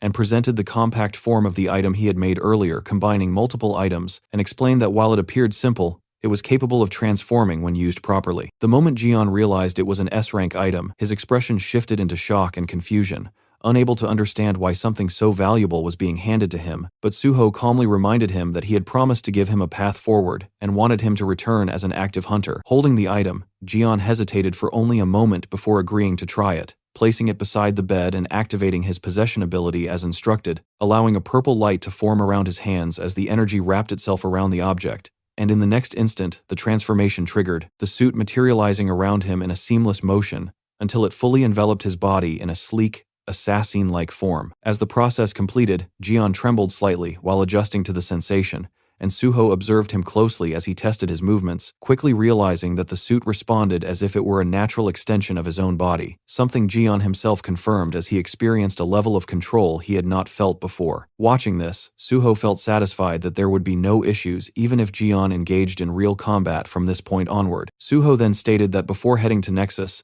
there was something that needed to be handled first, and Jeon asked what it was, only for Suho to directly state his intention to recruit him. Jeon felt flattered, pointing out that he had not even fully understood the capabilities of the suit yet, and that joining something like Nexus felt too soon. But Suho clarified that this had nothing to do with Nexus. It's a personal call from him, proposing that they work together directly. Hearing this, Jeon was left stunned, unable to immediately process the idea, as the weight of the offer settled in.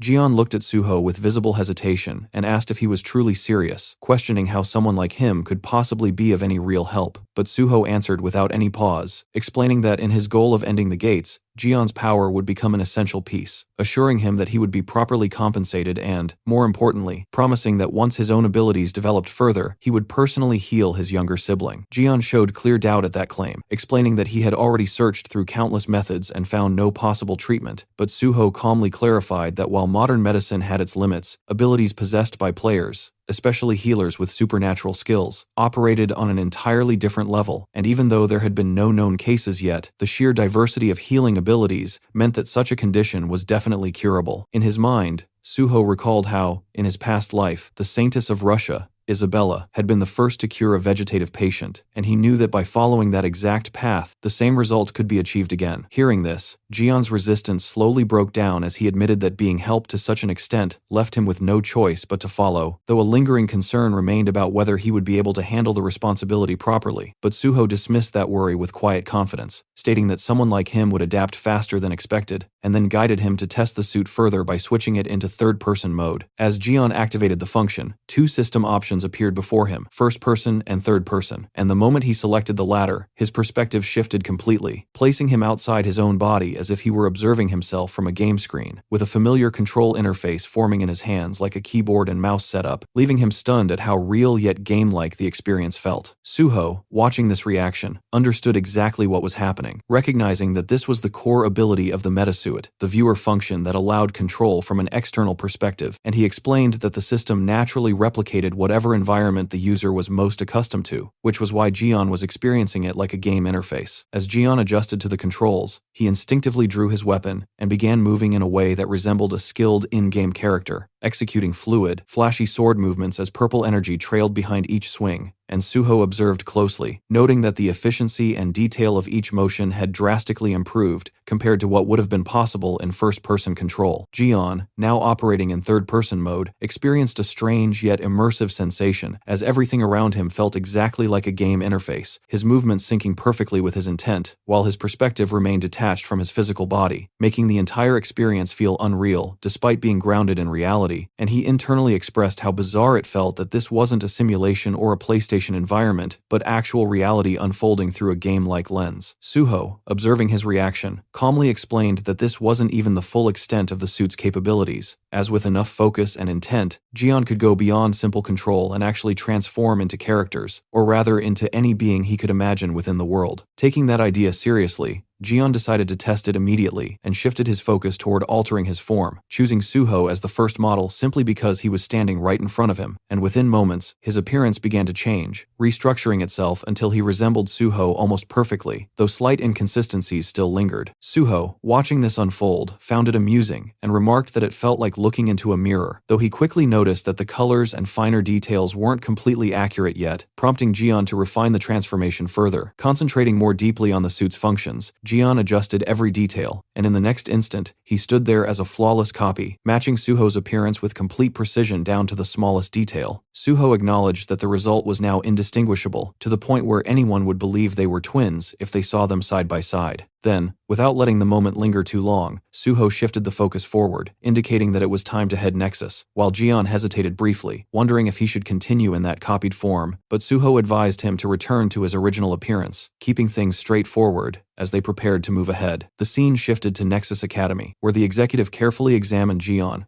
while asking Suho whether this was truly the individual he had mentioned with the possession ability, questioning if this was his real form or merely an altered appearance created through some kind of item. But Suho clarified without hesitation that while changing appearances itself was one thing, in this case the appearance itself was the item, making it fundamentally different. Suho then signaled Jian to demonstrate, and Jian nodded calmly before activating his trait, releasing a surge of purple aura that wrapped around his body, and in a single instant his form shifted completely into the character Kenji from the game, the transformation clean and seamless, without any delay. To further prove his capability, Jian followed up by executing several blade techniques, his movements sharp and controlled as purple slashes cut through the air with precision, and Suho, watching from the side, noted how much more natural his control had become compared to the first time he had seen it. The executive, however, was no longer just observing but reacting with overwhelming excitement as he suddenly recognized the movement pattern, identifying it as Kenji's tornado strike and linking it to a specific high-level playstyle, and before anyone could react further, he rushed forward and grabbed Jian's hand, shaking it vigorously with pure enthusiasm as recognition fully set in, realizing that Jian was none other than the legendary Overstrike player known by the username Railgun. The executive's excitement only grew as he explained that his own main character had been Kenji, and that once someone had seen the #1 ranked skills in the world, they were impossible to forget, making this realization even more impactful. Completely convinced now, the executive declared that there was nothing more to evaluate and immediately pushed for signing the contract, though his excitement didn't settle as he slipped back into his fanboy mode, asking Jian if he could also transform into other characters such as Leonhardt or Banjo, still clearly fascinated by the possibilities. Suho, watching the situation unfold, calmly redirected the conversation back to business, suggesting that they discuss the contract first before anything else, and after some time Jian stepped out, leaving Suho and the executive to handle the details privately. The executive asked whether Jian would be assigned to Suho's personal strike team, and Suho confirmed that he would, prompting the executive to proceed with structuring the contract under the same conditions as before. Then the executive asked Suho if he had already decided on a name for his personal unit. Suho answered that he had chosen the name Banshee, adding that there was an additional request he wanted to make separately, which the executive accepted without much concern, casually noting that it wasn't an issue since the funding would come from the Earthkeeper allocation Suho had mentioned earlier. Suho, no longer interested in the finer logistics, simply left the arrangements in the executive's hands as the discussion wrapped up. As the executive prepared to leave, Suho brought up another matter, asking about the current status of Hunter Kang Dehan, and the executive responded that Kang Dehan had been consistently participating in raids with his assigned team, steadily progressing with his level now somewhere in the range of the 80 to 90, even offering to arrange contact if Suho was interested. However, Suho declined for the time being, stating that he would prefer to be notified only once Kang Dehan reached level 100, and the executive agreed, assuring him that he would follow up once the guild member card and all related materials were prepared, along with confirming any additional special clauses before handing everything over, allowing Suho to leave for now without concern. Later, Suho sat across from Jian at a quiet table and began explaining the special clauses before signing the contract, calmly laying everything out one by one, as he clarified that once Jian was officially hired, he would be assigned to Suho's personal strike team, and from that point onward would address him as team leader, then continued by stating that the partner item would only be lent during work hours and could not be used outside that time under any circumstances, while also emphasizing that Jian's affiliation with Nexus, the existence of the personal team, and every detail related to the partner item had to remain strictly confidential at all times, making it clear that this was not optional but a requirement that had to be upheld without exception. Jian responded without hesitation, accepting everything with steady confidence and promising to follow every condition exactly as stated, and Suho, satisfied with that straightforward attitude, added one more personal suggestion, offering Jian a place to live within Nexus Academy itself, where training facilities, accommodations, and even proper care for his siblings would all be provided, making it a complete environment tailored for both his growth and stability. Hearing that, Jian immediately stood up and bowed deeply, expressing overwhelming gratitude as he accepted the offer without any doubt, clearly moved by the consistent support he had been receiving, while Suho simply acknowledged it and welcomed him properly into the team, extending a calm but firm sense of partnership that Jian returned with equal determination, fully recognizing Suho as his leader. With that settled, Suho opened the door and suggested that Jian take a look at the rest of the team, and together they moved toward the training area where a series of training simulation capsules lay ahead. Suho explained that this would be Jian's training ground from now on, and directed his attention to the screen where the Banshee team members were engaged in intense combat, only for Jian to quickly realize that they were being completely overwhelmed by a single opponent. As Jian focused on the display, it became clear that the one dominating the entire group was none other than Suho himself, or more precisely, his avatar, relentlessly pressuring multiple opponents at once, without showing even the slightest sign of being pushed back, and Suho casually explained that half of their daily routine consisted of resurrection-based sparring against him, while the remaining time was spent clearing dungeons, making it a cycle designed to push their limits continuously. Watching the brutal efficiency of the fight, Jian instinctively questioned how anyone was supposed to defeat something like that, only for Suho to answer simply that even as an avatar, it was still him, meaning the difficulty would never be anything less than overwhelming. And then he made it clear that Jian would be joining that same training from now on, bluntly pointing out that hesitation would only slow him down. The realization hit Jian immediately, and the pressure of what awaited him became obvious as Suho added that before Jian officially began his hunter activities, his combat instincts would be pushed to an entirely new level, whether he was ready or not. At that moment, Suho's phone vibrated, drawing his attention away briefly as he stepped aside while Jian continued watching the intense training footage, still trying to process what his new routine would look like. And as Suho checked the message, he saw that it was from Baek Jiam, confirming that he was already leaving the country and would make contact again before returning, a detail that brought a faint smirk to Suho's face as he noted how quickly this guy acts. His expression slowly turned sharper as he realized how perfect the timing was. Everything was lining up exactly as he wanted. With a wider smirk, he thought this was the right moment and decided it was time to drop something big.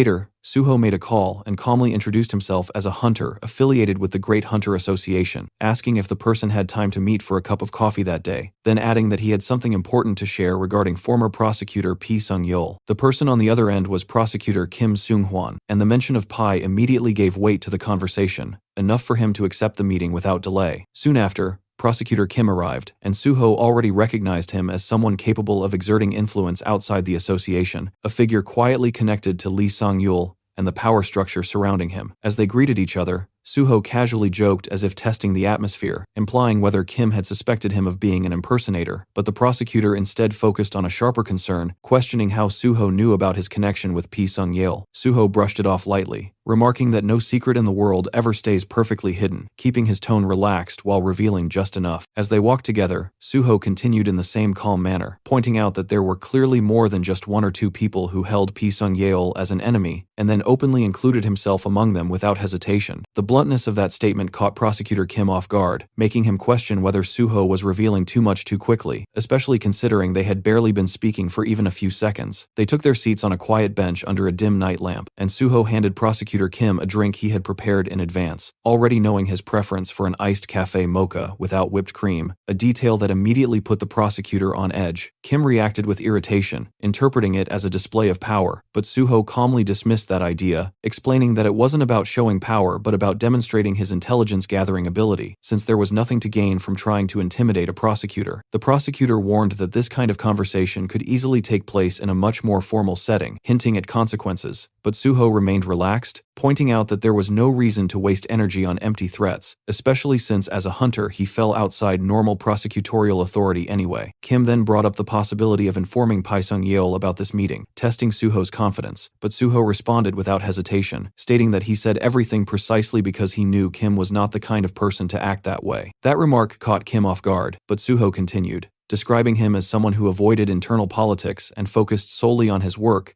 then bluntly adding that it was exactly why he had been manipulated by Pi Sung-yeol. The statement visibly irritated Kim, forcing him to ask what Suho was trying to say, and Suho answered directly that someone like him, who broke because he was too upright, now needed to learn how to fight. In his thoughts, Suho reflected on how Kim had always believed in justice, and once that belief was shaken, it would naturally push him toward collapse, a feeling Suho understood better than most. Suho then shifted the conversation, asking if Kim had seen his interview, and upon confirmation, reminded him that his goal was to eliminate the gates for everyone's sake, but made it clear that no matter how strong a single person was, no war could be won alone. He explained that the country was filled with people who disrupted progress for their own gain, and that Pi Sung-yeol stood as one of the central figures enabling that corruption, controlling the special forces and allowing chaos to persist. Suho revealed his intention to cut off those rotten roots entirely, framing it not as a reckless rebellion, but as reform, even as Kim questioned whether it sounded like a coup. Suho then shared a part of his past, recalling how he lost his family as a gate orphan, and later learned that certain disasters, like the gate shock incident, could have been prevented, but were deliberately neglected by the Great Hunter Association for profit, exploiting land values instead of protecting lives, which led him to see the organization as a place filled with parasites chasing personal gain. Kim questioned whether this was driven by personal revenge, but Suho denied it, explaining that if it were, he would have already acted without caring about the consequences, and instead emphasized that true change required control over power itself, comparing it to a sword whose purpose depended entirely on the one who wielded it. He declared his intention to take hold of that power, not for revenge, but to eliminate the gates completely, knowing that to achieve this, he needed to gather trustworthy people whose goals aligned with his own. Kim expressed doubt, calling it an idealistic dream, and questioning why he had been chosen. But Suho answered simply that dreams exist to be pursued, and among all the people he had investigated, Kim stood at the opposite extreme of Pi Sung-yeol, making him uniquely suitable. With a light remark about his intelligence network, Suho hinted that Kim already understood the weight of that selection, before clarifying that he needed someone like him to act as a force within the prosecution, while Suho himself would act as the blade keeping the association in check. Kim then asked if Suho's ultimate goal was to become the president of the Great Hunter Association, but Suho dismissed the idea entirely, stating that he had no interest in such positions, and only wanted the system to function properly on its own. After a moment of silence, Kim finally calmed, acknowledging that he understood Suho's intentions, and as the tension between them settled, Suho raised his cup toward him, signaling that now that they stood on the same side, it was time to move forward together. Suddenly, Suho's phone rang, and he pulled it out of his pocket, briefly showing the screen to Prosecutor Kim with a faint remark about how things always appeared at the right time, as if summoned, though the caller was none other than Pi Sung-yeol. Suho stood up from the bench and answered calmly, addressing him with respect, while on the other side Pi Sung-yeol asked directly about Baek Jeom. Suho explained that he had gone to catch him but found that he had already left the country, adding that the man would return in a few days, and that he planned to intercept him at the airport, since he currently lacked the authority to forcibly bring him back, ending with a composed apology. Hearing this, Pi Sung-yeol's expression hardened, and he immediately asked if Suho had seen the news, and just as Suho had anticipated, the article had already been published, exposing the special recruitment controversy within the Special Forces, and stirring attention around the so-called royal treatment inside the Great Hunter Association. Suho responded that he had just checked it and he would follow his instructions regarding that matter, and Pi Sung-yeol, clearly amused yet controlled, told him to ignore the news and simply bring the ledger once Baek Jeom returned, ending the call with a calm directive. After the call ended, Suho reflected that Pi Sung-yeol must have already been pressured by the association president due to the scale of the article's impact, while behind him, Prosecutor Kim stood up and asked if the call was related to the news. Suho confirmed indirectly, noting that being told not to worry meant the situation was serious enough to require thought, and Kim commented on how surprising it was that Suho seemed to understand Pi Sung-yeol better than he did, despite joining the association only recently. Suho internally acknowledged that such understanding came from years of suffering under him in a previous life, but outwardly brushed it off by saying he had simply studied well, adding with a faint smile that knowing both oneself and the enemy ensured victory in every battle, and that sometimes living could be more painful than dying, something he intended to make Pi Sung-yeol experience firsthand. That statement left Kim unsettled, prompting him to remark that Suho was not someone he should ever make an enemy of, to which Suho calmly replied that it was never wise to make enemies in the first place. Suho then shifted the conversation by handing Kim the ledger he had obtained from Baek Jeom, asking if he was familiar with the Gangnam faction led by him, and after Kim acknowledged it, Suho explained that Pi Sung-yeol had ordered him to retrieve this bribery ledger as part of his evaluation, a task that shocked Kim given its scale and danger, something even a rookie prosecutor would never be assigned. Suho clarified that he was an exception, and explained the real purpose behind the order, which was to control powerful figures through leverage. And as Kim flipped through the pages filled with names of police officers, judges, and prosecutors, Suho calmly stated that this was exactly why he was handing it over, asking Kim to handle the prosecution and police side while he managed matters within the association. He advised him not to act immediately but to first build influence and then move to Seoul, explaining that to catch a tiger one had to enter its den, suggesting he select key cases that would strengthen his position, while Suho provided additional intelligence when needed. With a light laugh, Suho casually waved his phone in front of Prosecutor Kim, listing off examples without hesitation, mentioning a guild representative, a corporate executive, even a prosecutor from the Gyeonggi District Prosecutor's Office, making it clear that it didn't matter who the target was because he could investigate them immediately and pass along whatever information was needed. The prosecutor found himself unable to respond, the words simply not coming out as the implications settled in, and instead he remained silent, his thoughts turning inward as a quiet realization formed that the safest way forward was to live carefully and avoid ever becoming someone who stood against Suho.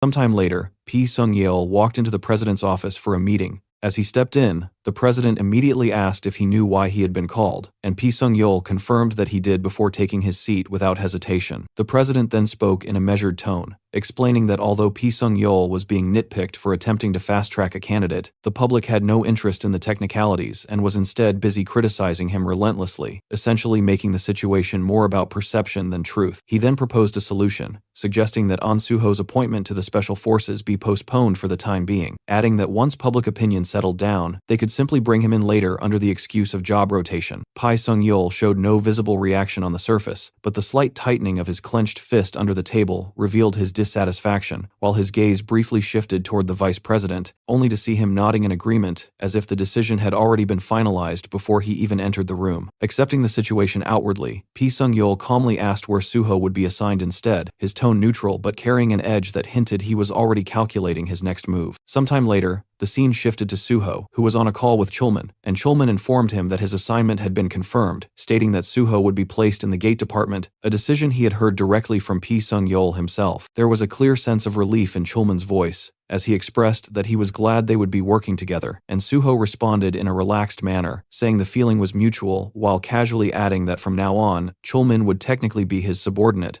so he should feel completely comfortable. Chulman, adjusting to the idea, replied that he would see Suho's performance soon enough, mentioning that they would meet again in about a week. As the conversation continued, Suho asked whether there was a fixed schedule once he officially joined the gate department, which caught Chulman slightly off guard, prompting him to question why Suho was already thinking ahead while still in the middle of his training evaluation. Suho, maintaining a calm smile, explained that since the tasks related to the gate department had not yet been fully explored, he was considering taking initiative and looking into them himself, casually mentioning field gate clearing as an example. That single suggestion caused Chulman to jolt in surprise, his reaction immediate before he quickly lowered his voice, acknowledging that field gates were indeed part of their responsibilities, but questioning why Suho seemed so intent on jumping straight to the most dangerous path. Suho responded in a composed manner, implying that someone had to take on that role anyway, leaving Chulman momentarily speechless before he finally accepted it, admitting that he had expected this kind of attitude ever since Suho expressed interest in joining the gate department. With a resigned but supportive tone, Chulman agreed to prepare for it, telling Suho to inform him if anything was needed, and that they would meet soon. And as the call ended, Suho reflected that things were rolling along perfectly, with Park Kyumon playing his part just as expected. Suho sat casually on the couch when he noticed Giwon and Haewon getting ready to leave, and he asked where they were headed. Giwon explained that he had training scheduled, and was heading to Paju along with Haewon, though Suho's attention sharpened slightly, as he followed up with another question, asking whether Giwon still had what he had told him to give up earlier.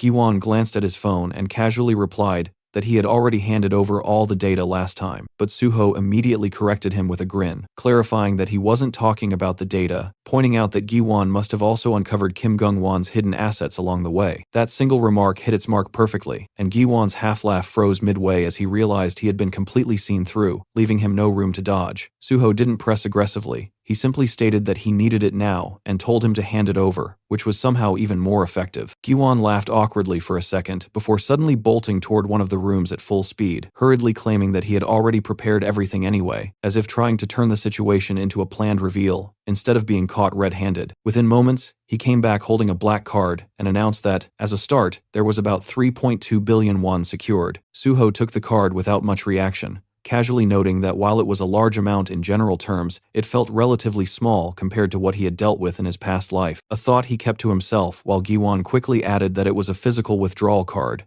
making it easy to use, and nervously insisted that he had no bad intentions in keeping it. Suho simply smiled and reassured him in a light tone, saying he knew Giwon wouldn't do something like that, especially knowing what kind of ability user he was, casually reinforcing the lie he had fed him earlier about being a foresight user. He placed a hand on Giwon's shoulder and told him to do well. Giwon stiffened for a moment, clearly aware he had been completely read, yet he still responded energetically as if trying to recover his dignity, promising to keep such things in mind from now on. With that, Suho waved them off and told them to have a good training session, thinking him as a cute punk. Meanwhile, Giwon, on the other hand, walked away with dread, feeling like he became billionaire to beggar in few hours. Sometime later, the car came to a smooth stop in front of a cold, imposing building known as the Establishment of Order and Peace. As they stepped out, an officer approached immediately and introduced himself as Kim Gil-yun, the warden of the Blue Prison, greeting the first person he saw with clear respect, none other than Pi Sung-yeol, who acknowledged him calmly and thanked him for handling the request. From the other side of the car, Suho stepped out as well, quietly observing everything, while Pi Sung-yeol gave a short command to move, and the warden quickly complied, guiding them inside with a polite gesture. Once inside the visiting area, Pi Sung-yeol took complete control of the situation without hesitation, ordering the staff to bring in inmate number 1 and instructing everyone else to clear the room immediately. He emphasized that no one was allowed to hear what was about to be discussed, and the warden bowed obediently before carrying out the order. Meanwhile, Suho sat inside the interrogation room, and through the speaker, Pi Sung-yeol's voice confirmed that everyone had left, which brought a subtle smile to Suho's face, because the man everyone believed to be Pi Sung-yeol was actually Kim Ji-yeon, perfectly disguised using his transformation ability. The setup worked flawlessly, allowing them to bypass every layer of restriction without raising suspicion, and Suho couldn't help but feel a quiet sense of satisfaction as he realized how smoothly things had gone. It felt almost absurd how easily they had been escorted into a high-security area without any formal process, simply because of the identity they were wearing. He reflected on how they had passed through the guardhouse earlier without even needing a countersign, and the realization hit him that this was exactly what it felt like to move with the authority of a high-ranking official, where doors opened before questions were even asked. The Blue Prison, being a subordinate organization directly managed by the Special Forces Division of the Great Hunter Association, treated Pi Sung-yeol's presence as absolute authority, and because of that, the disguise had effectively turned into a master key, unlocking everything in their path without resistance. Soon, the person they had come to meet was brought in, and the man let out an amused chuckle the moment he saw Suho, casually remarking that it was quite the sight, the national star who had personally caught him now sitting across from him again. The man was none other than Kim Gung-won, restrained in cuffs yet still wearing that same smug smile, as if prison had done little to shake his confidence. He took his seat comfortably and asked how it looked, whether he seemed to be doing well. Suho observed him calmly and remarked that judging by how well kept he looked, even inside one of Korea's harshest awakened prisons, it seemed he had been living just fine. Kim Gung-won replied with a grin, saying that thanks to Suho he was now stuck there enjoying himself, adding that wherever one went, money still solved everything. Suho, however, dropped the honorifics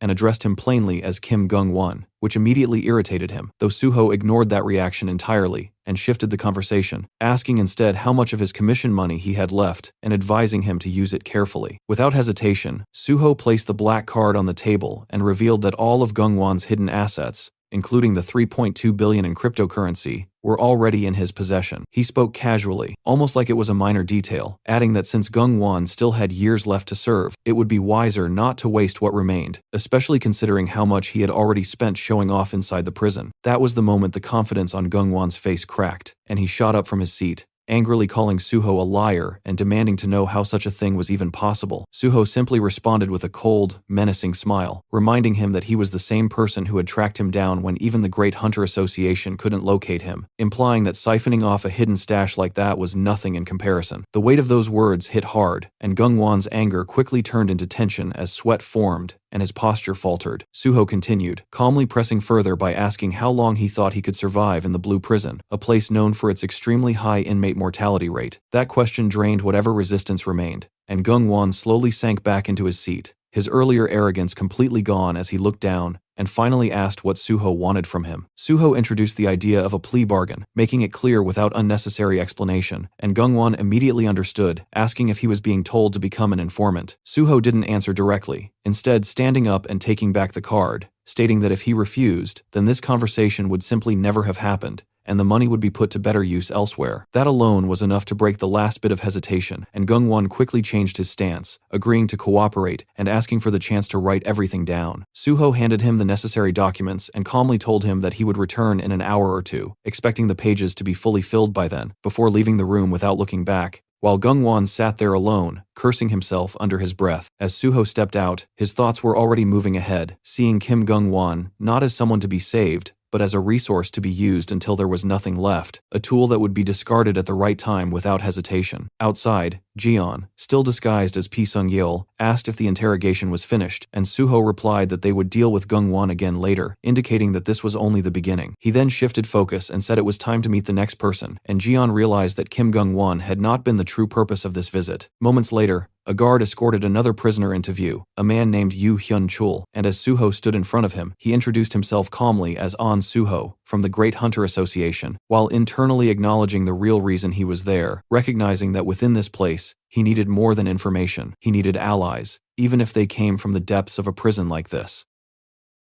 Sometime later, our MC sat across from Yoon Hyun-chul inside the interrogation room of the Blue Prison, the heavy silence between them stretching for nearly 10 full minutes without a single proper response. When Suho finally asked if he planned to stay silent forever, the prisoner replied bluntly that he had no interest in whatever business Suho came for, his tone carrying absolute hostility from the start. Suho quietly shifted the topic and mentioned Yoon Hyun-chul's younger sibling, and the effect was immediate. The calm atmosphere shattered in an instant as Yoon Hyun-chul's expression twisted with rage, his restraint snapping apart as he suddenly stood and drove his fist straight towards Suho's face without hesitation. The attack came with explosive force, but RMC caught the punch effortlessly with one hand, stopping it dead before it could even move an inch further. The big guy glared at him with bloodshot eyes and demanded to know who the hell he was to casually mention his sibling like that. Suho remained completely unfazed and calmly repeated his introduction, stating that he was An Suho, a hunter affiliated with the Great Hunter Association, someone Yoon Hyun-chul had probably already seen on the news by now. But Hyun-chul clearly had no interest in conversation and almost immediately swung his other fist towards Suho again. This time, Suho moved first. In one smooth motion, he activated acupoint strike skill and struck precise points along Yoon Hyun-chul's neck and chest, while calmly remarking that if he refused to talk,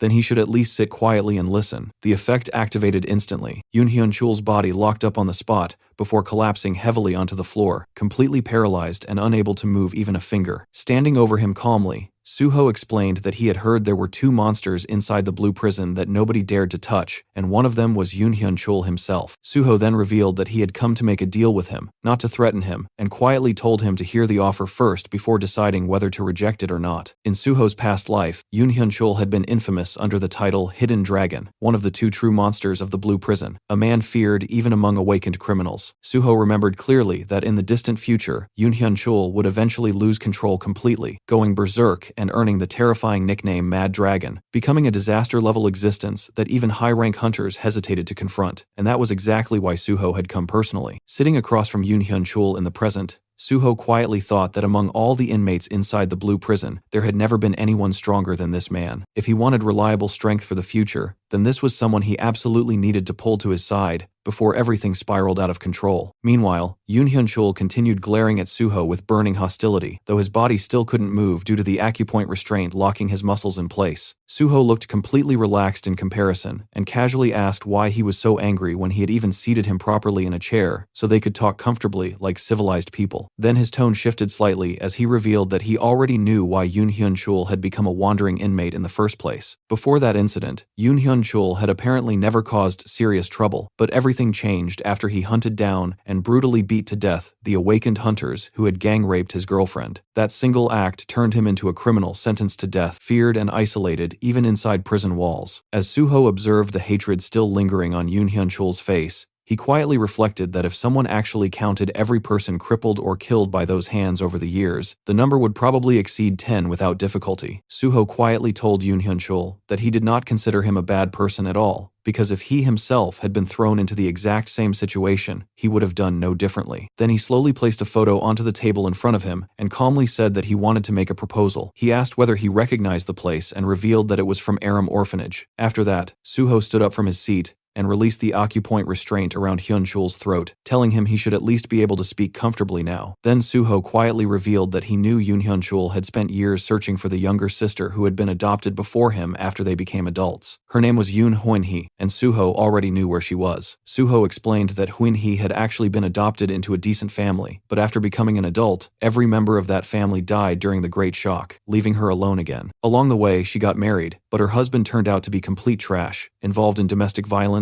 alcoholism, and recently even gambling. Suho then revealed another photograph showing Hyun-hee's current condition, explaining that her small shop had already collapsed twice because of gate shocks, leaving her buried under massive debt while enduring a miserable life beside a violent husband. Hearing all of that, Yoon Hyun-chul's expression slowly hardened as he finally asked Suho what exactly he wanted from him. Suho calmly sat back down and asked Yoon Hyun-chul to become the king of the blue prison. The request immediately confused him, and Suho began explaining that despite the era of catastrophes and awakened criminals, the country still treated inmates lightly because of human rights issues, restricting only a small portion of their freedom. But Suho believed prison was supposed to serve as rehabilitation, not a comfortable shelter for monsters. The prisoner quickly saw through the real meaning behind the words, and bluntly pointed out that Suho simply wanted to use him to control the inmates. Suho honestly admitted that it was true, saying that if Yoon Hyun-chul wanted to call it packaging, then it was packaging. He explained that he was too busy to personally manage the blue prison himself, so he wanted someone terrifying enough to rule it properly in his place. this. And in return, Suho promised he would personally take responsibility for Hoon-hee's future instead. Hyun-chul slowly looked down at the two photographs resting on the table. One showed him and his younger sister as children back at the orphanage, while the other showed Hoon-hee after marriage, exhausted and broken by life. His hands trembled slightly as old memories surfaced in his mind, remembering the promise they once made as children, that even if their parents abandoned them, they would at least remain family until the end. Suho quietly told him that whatever responsibilities he still carried in his heart, he would take care of them instead. Hyun-chul finally asked if Suho was truly promising him that much, and Suho casually replied that he was someone who appeared on television now, so lying about something this serious would only create massive problems for him later. He even promised to make arrangements so Hoon-hee could visit if needed, but Hyun-chul immediately refused, asking only that Suho never tell her about him, and instead, quietly protect her from the shadows. Suho accepted that request without hesitation. After that, Suho revealed he would attach someone useful to assist him inside the prison, a man named Kim Gung-won, the same guy constantly throwing money around and living comfortably inside Blue Prison. Hyun-chul dismissed the idea, saying he had no need for subordinates, but Suho explained that even a tyrant needed someone to handle useless errands, so he might as well use him. Internally, Suho already planned to leave Kim Gung-won trapped inside Blue Prison forever, by blocking parole and stacking additional charges, until the man became nothing more than a permanent tool. Then Suho suddenly pulled out a banana milk drink from his inventory, and casually handed it over while explaining that becoming the king of Blue Prison did not simply mean ruling through brute force. He wanted Hyun-chul to become such a terrifying tyrant that inmates would rehabilitate themselves purely because they never wanted to return there again, while people outside would hear his name and fear committing crimes in the first place. Hyun-chul quietly asked about Iron Fiend, the inmate currently controlling factions inside the prison, but Suho dismissed him immediately, saying that bastard only created factions for his own comfort and treated whoever paid him well. Then Suho raised his drink slightly and honestly admitted that if it had been anyone else, he never would have made this request in the first place. He was asking precisely because it was Hyun-chul. The world and circumstances had merely turned him into a criminal, but at his core, Suho still believed he was a good person. Hyun-chul brushed the words off awkwardly and muttered that such compliments were meaningless now, but in the end, he still lifted his own drink. The two quietly clinked their bottles together, and with that small gesture, Hyun-chul finally accepted Suho's deal. Sometime later, Suho came face to face with Jo Gwang-ho, the inmate infamous inside Blue Prison under the alias Iron Fist. The massive man stood confidently in front of him, clearly amused after recognizing Suho's face from the media, and casually remarked that he never expected his reputation to reach a celebrity-level hunter like An Suho. But before the conversation could continue any further, Suho moved instantly. Using acupoint strike without hesitation, he precisely struck several points around Jo Gwang-ho's forehead, chest, and manicore. The moment the attacks landed, the large man violently tore apart his own restraints while collapsing onto the ground at the same time, screaming in agony as unbearable pain spread throughout his body. Suho calmly watched him rolling on the floor and casually asked if this was his first time experiencing pain like this. Internally, Suho thought it was fortunate he had continued raising his strength stat, because acupoint strike became useless if the opponent's defense grew too high. Still, someone like Jo Gwang-ho was nowhere near enough to resist him. Even if the man was slightly above 1-star level and possessed a characteristic that hardened his body like reinforced steel, he was still insignificant compared to monsters like Hyun-chul, the future Mad Dragon of Blue Prison. Unlike Hyun-chul, who had been twisted by circumstances, Jo Gwang-ho was rotten from the very beginning, a man who committed rape and murder entirely for his own selfish pleasure. Suho slowly crouched in front of trembling criminal and quietly remarked that he had lived far too comfortably all this time. Jo Gwang-ho shakily asked what he meant, and Suho calmly began listing his crimes one after another, saying that a bastard worse than an insect had accidentally awakened, gained power, murdered his comrades, raped innocent people, and then entered Blue Prison, only to continue living like a king instead of receiving proper punishment. Suho then grabbed him by the collar and lifted him off the ground while coldly stating that Jo Gwang-ho had enjoyed far too much freedom for a violent criminal. Then Suho activated acupoint strike again. His fingers struck several precise points around Jo Gwang-ho's neck, arms, hands, and legs in rapid succession. Suho calmly explained that from now on, speaking properly, eating comfortably, and even walking around freely would no longer be things he could enjoy. The effect activated immediately. Jo Gwang-ho collapsed helplessly onto the floor, completely paralyzed as panic filled his face. No matter how desperately he tried to move, his limbs refused to respond, and terrified screams escaped his mouth. Suho simply looked down at him with a faint smile, and quietly stated that this was the real punishment for the sins he had committed. Even when Jo Gwang-ho tried to beg for mercy afterward, his mouth barely moved properly anymore. The scene later shifted outside the Blue Prison during the evening, as Suho and Jian finished their business and calmly walked back toward their car. While moving through the prison grounds, Suho quietly reflected that the vacation period he received from Pisung Yeol lasted roughly 7 days, and for the remaining time, he planned to focus entirely on clearing gates as much as possible.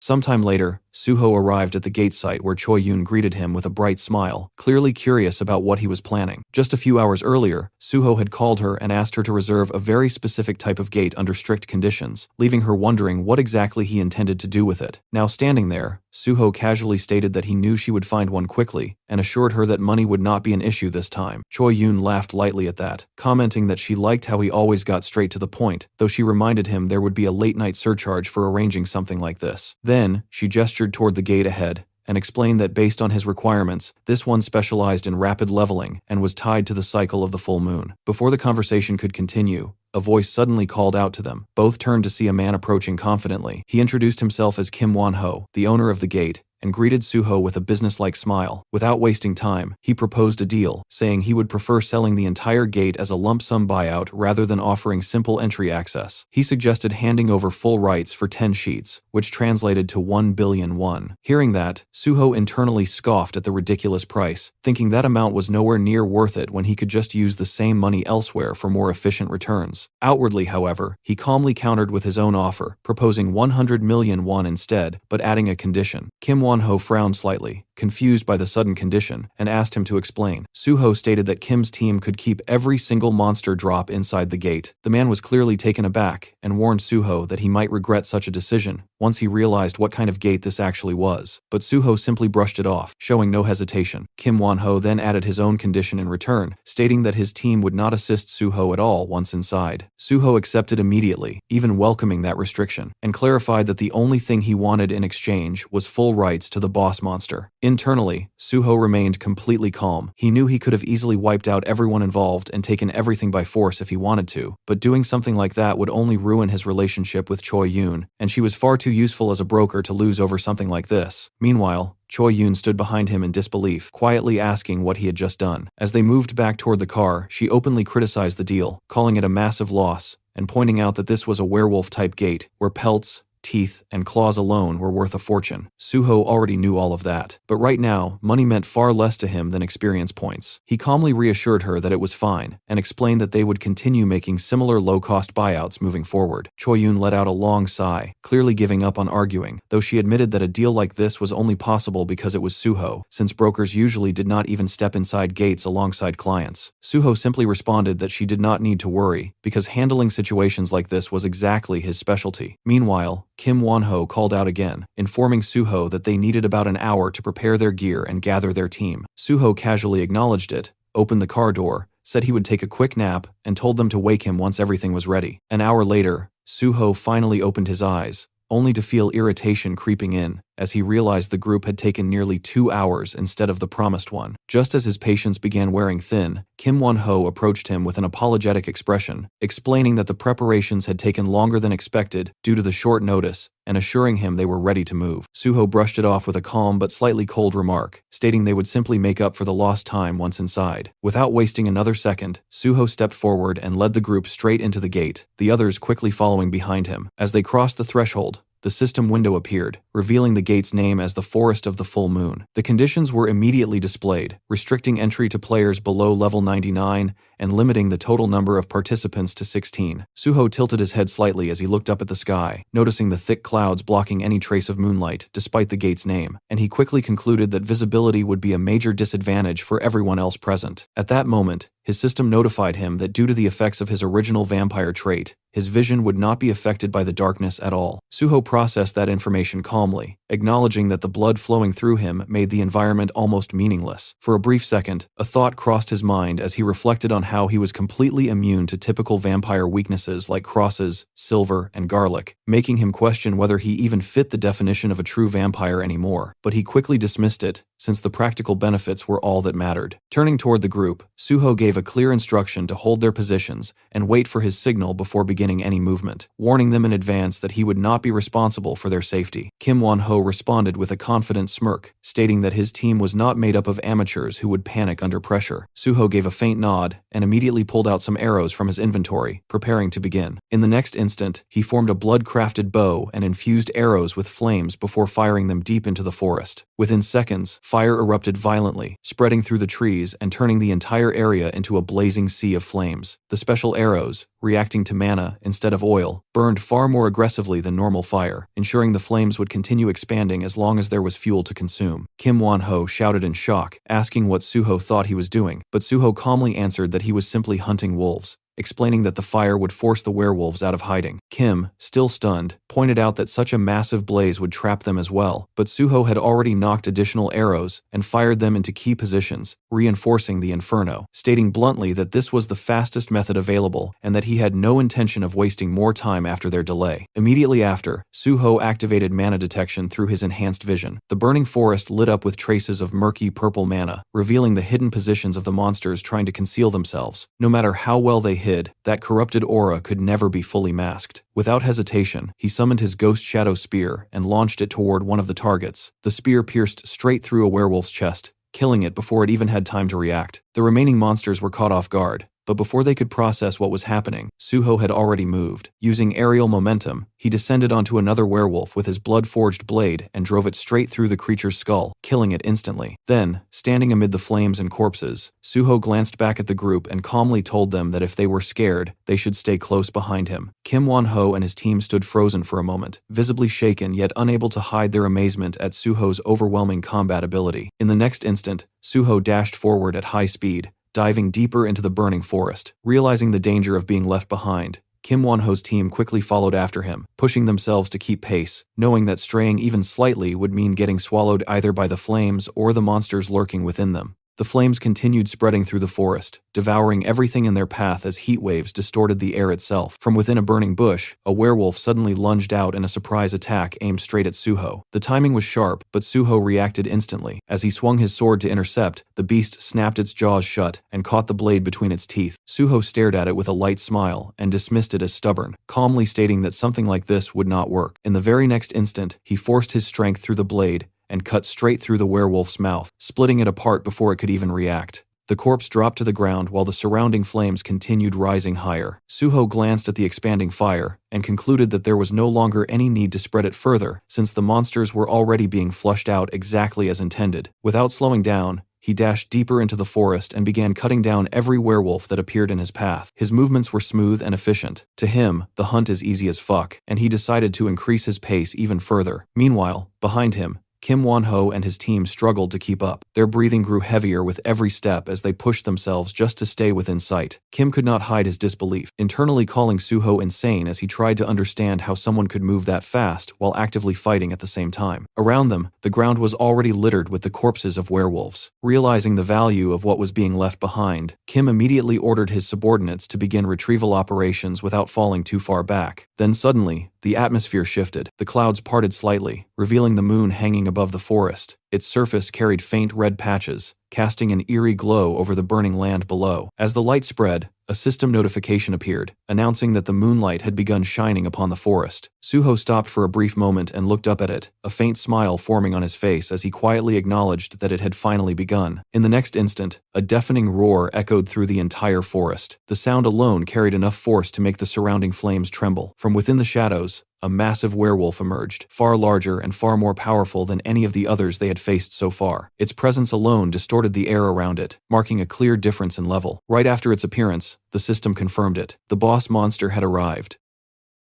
The boss monster let out a thunderous howl that shook the entire forest, and in that exact moment, the moon above shifted into a deep crimson shade, casting an eerie red glow across everything, while the system window appeared clearly, identifying the creature as the Silver Lycanthrope, level 132. From below, Kim Won-ho stared in complete shock, unable to hide his disbelief as he muttered that the boss had already appeared, while Suho calmly turned his gaze toward the group, and reminded them of his earlier warning that he would not be able to guarantee anyone's safety once things escalated. The tension instantly snapped, and without hesitation, the entire group began retreating, running as far away from the battlefield as possible, leaving Suho alone as he slowly raised his sword and prepared himself for the fight. The silver lycanthrope released another deafening roar, and in the very next instant, launched itself forward at terrifying speed, its massive body tearing through the air as it activated its boss-class fear ability. An overwhelming pressure meant to freeze its prey in place, but Suho merely let out a faint laugh as the system notified him that the fear effect had been completely nullified due to the dragon spirit flowing through his blood. Completely unaffected, Suho shifted his stance, his bloody sword beginning to radiate intense energy as he gathered power for a decisive strike. And the moment the beast closed the distance, he unleashed his skill, Cloud Slash, sending a sharp, cutting wave directly toward it. However, just as the attack was about to connect, the lycanthrope twisted its body at the last possible moment, tilting away with astonishing agility and dodging the strike entirely, which made Suho pause for a brief moment, acknowledging the creature's reflexes before a smirk returned to his face as he decided to escalate further. Without wasting even a second, Suho summoned his Ghost Shadow Spear and immediately transitioned into a throwing stance, activating his javelin throw skill, and launching the spear with immense force straight toward the beast, the weapon piercing deep into its right shoulder and forcing it to crash down onto the ground. But Suho did not give it any chance to recover as he instantly propelled himself forward, closing the distance in a flash and bringing his bloody sword down in a powerful strike,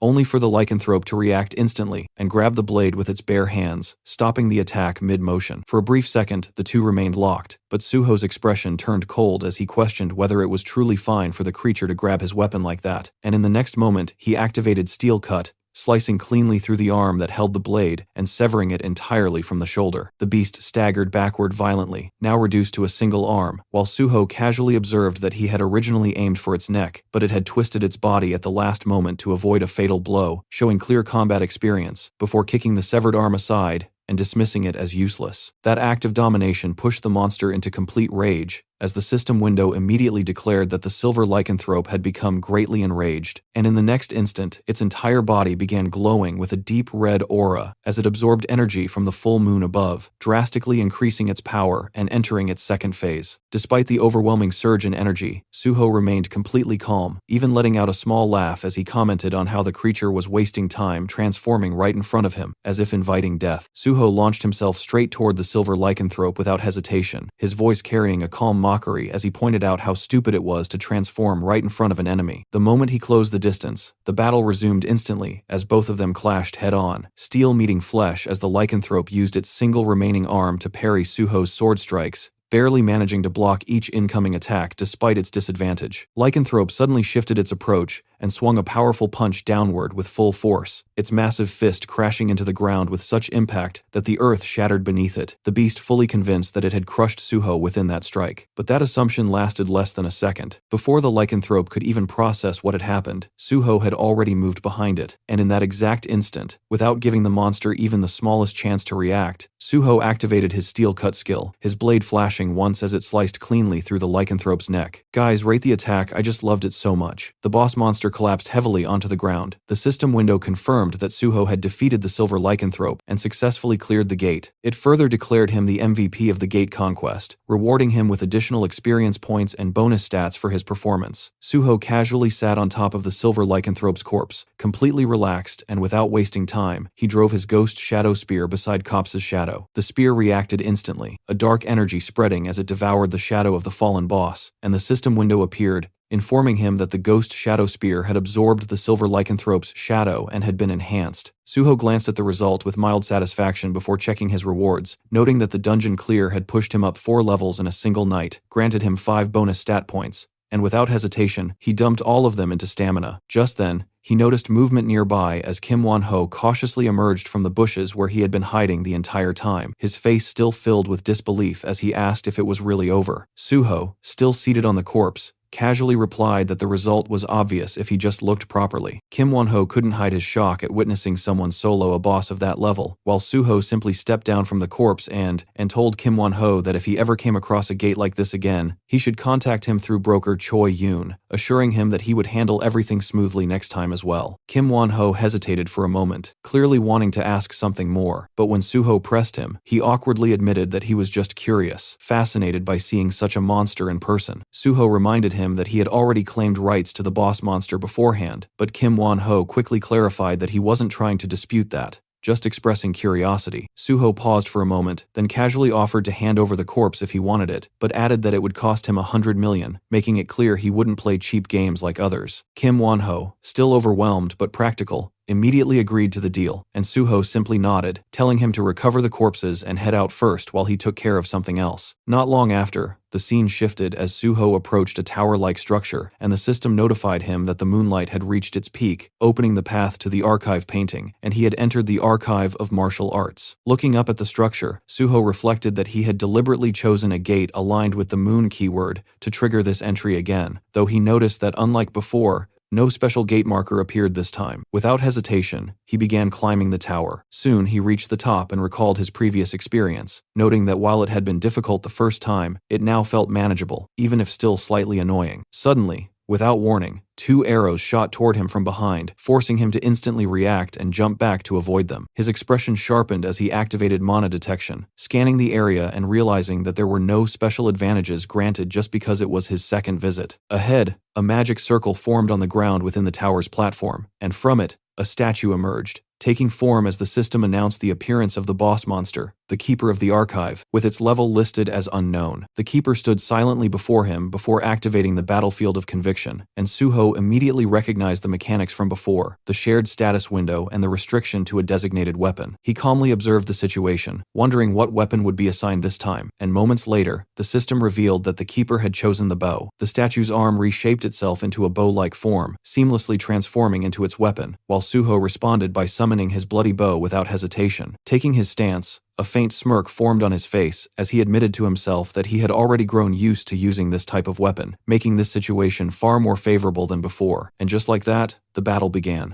Suho pulled back the string of his bow and stared at the Keeper of the Archive. In response, the Guardian calmly formed an arrow from its fingers and knocked it onto its bow. The next instant, it fired. The arrow tore through the air and exploded behind Suho with a deafening blast, blowing apart the ground like a cannon shell. Even Suho looked impressed by that one and wondered what kind of insane arrow sounded more like artillery than archery. Looking at the crater left behind, he immediately realized he couldn't afford to get hit by something that brutal. Originally, he had planned to play around for a bit, but after seeing the destructive power of that attack, he changed his mind. Without wasting another second, he launched himself forward. The Keeper instantly jumped back and created another arrow. As Suho closed the distance, the Guardian fired repeatedly, explosions erupting around the battlefield one after another. Dirt and debris flew everywhere, yet Suho didn't shoot back even once. He simply kept charging straight through the barrage. Then he activated Leap. In a single movement, he appeared high above the Keeper and came crashing down from the sky. The Guardian immediately raised its hand, bowed to block, but seeing that, Suho grinned and told it he was about to show something fun. The next moment, half of the blood bow in Suho's hand began to change shape. The weapon stretched and transformed into a blade. Activating Steel Cut, Suho came down with tremendous force. A clean slash echoed across the arena, and the Keeper's handmade bow was cut straight in half. Landing directly in front of his opponent, Suho casually explained that when a swordsman held a bow, it became a sword. To him, anything he held could become a sword. The blood weapon reflected the user's will, so while the weapon still looked like a bow on the outside, he had added the functions of a sword and forced it to perform that role. He even admitted that it probably looked ridiculous, but pointed out that he had still followed the rules. The designated weapon was a bow, and nowhere did the rules say a bow couldn't be swung. The Keeper stared silently for a moment before slowly nodding in acknowledgement. Immediately, the system announced that the Keeper of the Archive had admitted defeat and that the gate had been cleared. Suho was declared the MVP of the gate and received additional experience,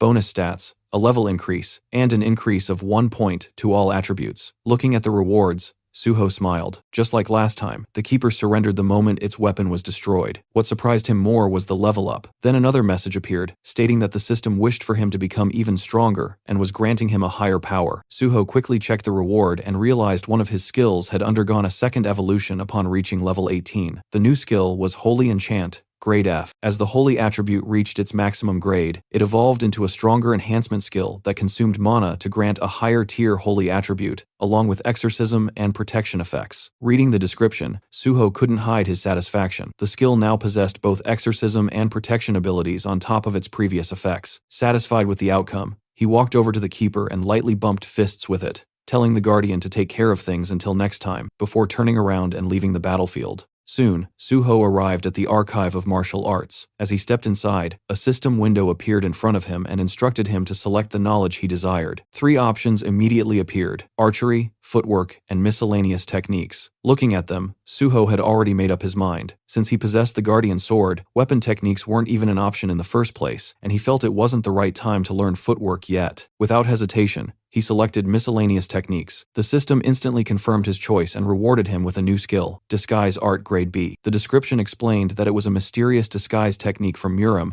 that manipulated the muscles and bones of the face to create any desired facial shape. Reading the explanation, Suho immediately realized how ridiculous the skill actually was. Unlike the mimicry mask Choi Yoon had used before or ordinary human skin masks, this operated on a completely different level. It physically altered the user's muscles and bone structure, meaning even detection skills would have an extremely difficult time exposing the disguise. As the knowledge settled into his mind, the manuals gradually faded away into particles of light. Watching them disappear, Suho couldn't help thinking that it would be nice if useful rewards like this kept appearing every time. After finishing his business, Suho finally stepped out of the gate. Choi Yoon was still standing beside the car waiting for him. The moment she saw him, she pointed out that he had finally come out. Suho immediately asked about the others, and Choi Yoon explained that they had cleaned everything up and left a long time ago. She added that they wanted her to pass along a message saying it had been a good experience. Suho then asked the more important question and checked whether she had collected the money. Looking pleased with herself, Choi Yoon handed over a bag and explained that it was the remaining amount after deducting her commission. After confirming that, Suho immediately asked if she had found any more gates. Choi Yoon revealed that there were 2 additional gates with unique conditions. The moment he heard that, Suho started walking toward his car. Seeing that reaction, Choi Yoon quickly asked if he was seriously planning to go right away. Suho casually asked if there was a problem with that, but Choi Yoon asked him in disbelief and asked when exactly he planned to sleep. Suho simply replied that he was a little pressed for time. As he got into the driver's seat, he told her to leave the car she came in and ride with him instead. He even offered to drive so she could get some sleep on the way. Choi Yoon climbed into the passenger seat and jokingly reminded him that she was expensive. If he planned to drag her around for transactions, then he should pay a companion fee as well. Suho immediately asked how much she wanted. The question caught her off guard because she had only been joking. She quickly laughed and told him she wasn't serious. However, Suho calmly pointed out that they would be traveling together and exploring gates for the next 6 days, so paying her extra wouldn't be unreasonable. The moment she heard the words 6 days, Choi Yoon froze in shock. She stared at him in disbelief, realizing this crazy bastard had absolutely no intention of slowing down anytime soon. A few days later, Suho checked his status window. After relentlessly clearing gates for days,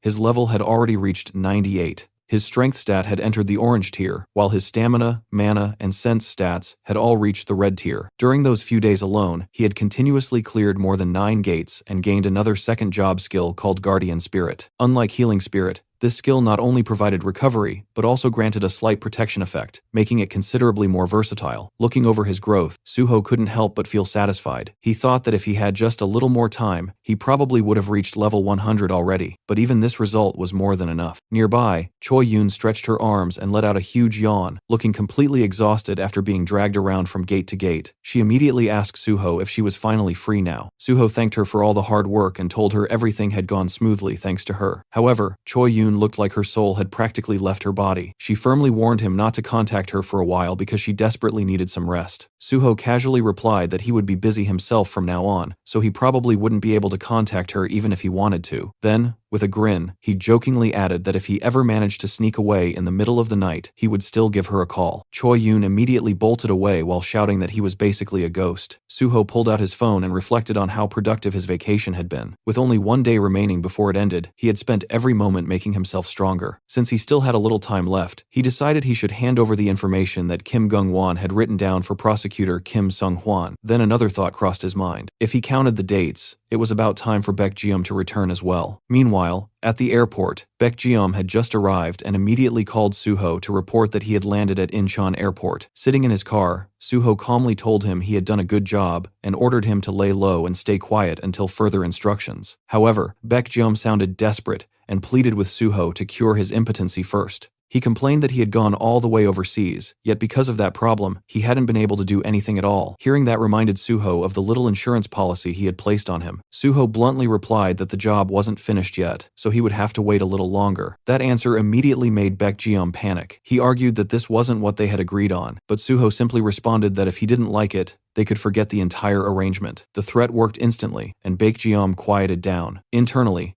Suho thought that this was exactly what happened when someone spent their whole life doing the kind of things Baekjeom had done. With that, he ended the conversation, telling him to take care of himself because he had work to do on his end before hanging up. Soon, Suho arrived at the Great Hunter Association. As he sat inside his car for a moment, he thought that it was finally time to hand over what Pi Sung-yeol had been waiting for. Before getting out, he pulled out a special transformation liquid and carefully poured it over the bribery ledger he had obtained from Baekjeom. At first glance, nothing seemed to change. The ledger looked exactly the same as before. However, the liquid's true effect would only activate once a specific keyword was used. When that happened, the contents would change exactly as the user had designated beforehand. Looking at the finished result, Suho felt satisfied. The alteration was completely flawless. With this, he would be able to erase Park Kuman's name from the ledger at the decisive moment whenever he chose to do so. A short while later, Suho entered Pi Sang-yeol's office and placed the ledger on the desk. Sitting across from him, he calmly stated that this was the bribery ledger secured from Baekjeom. Pi Sang-yeol immediately picked it up, and with smirk, he praised Suho and told him he had done a good job. Suho simply replied that it was nothing. He already knew what the man was thinking. Pi Sang-yeol probably believed he had finally obtained a leash strong enough to keep Park Kuman under control. But from Suho's perspective, that wasn't the case at all. Park Kuman was already a card sitting firmly in his own hand. Looking at Pi Sang-yeol enjoying his newfound confidence, Suho inwardly chuckled and told him to enjoy it while it lasted.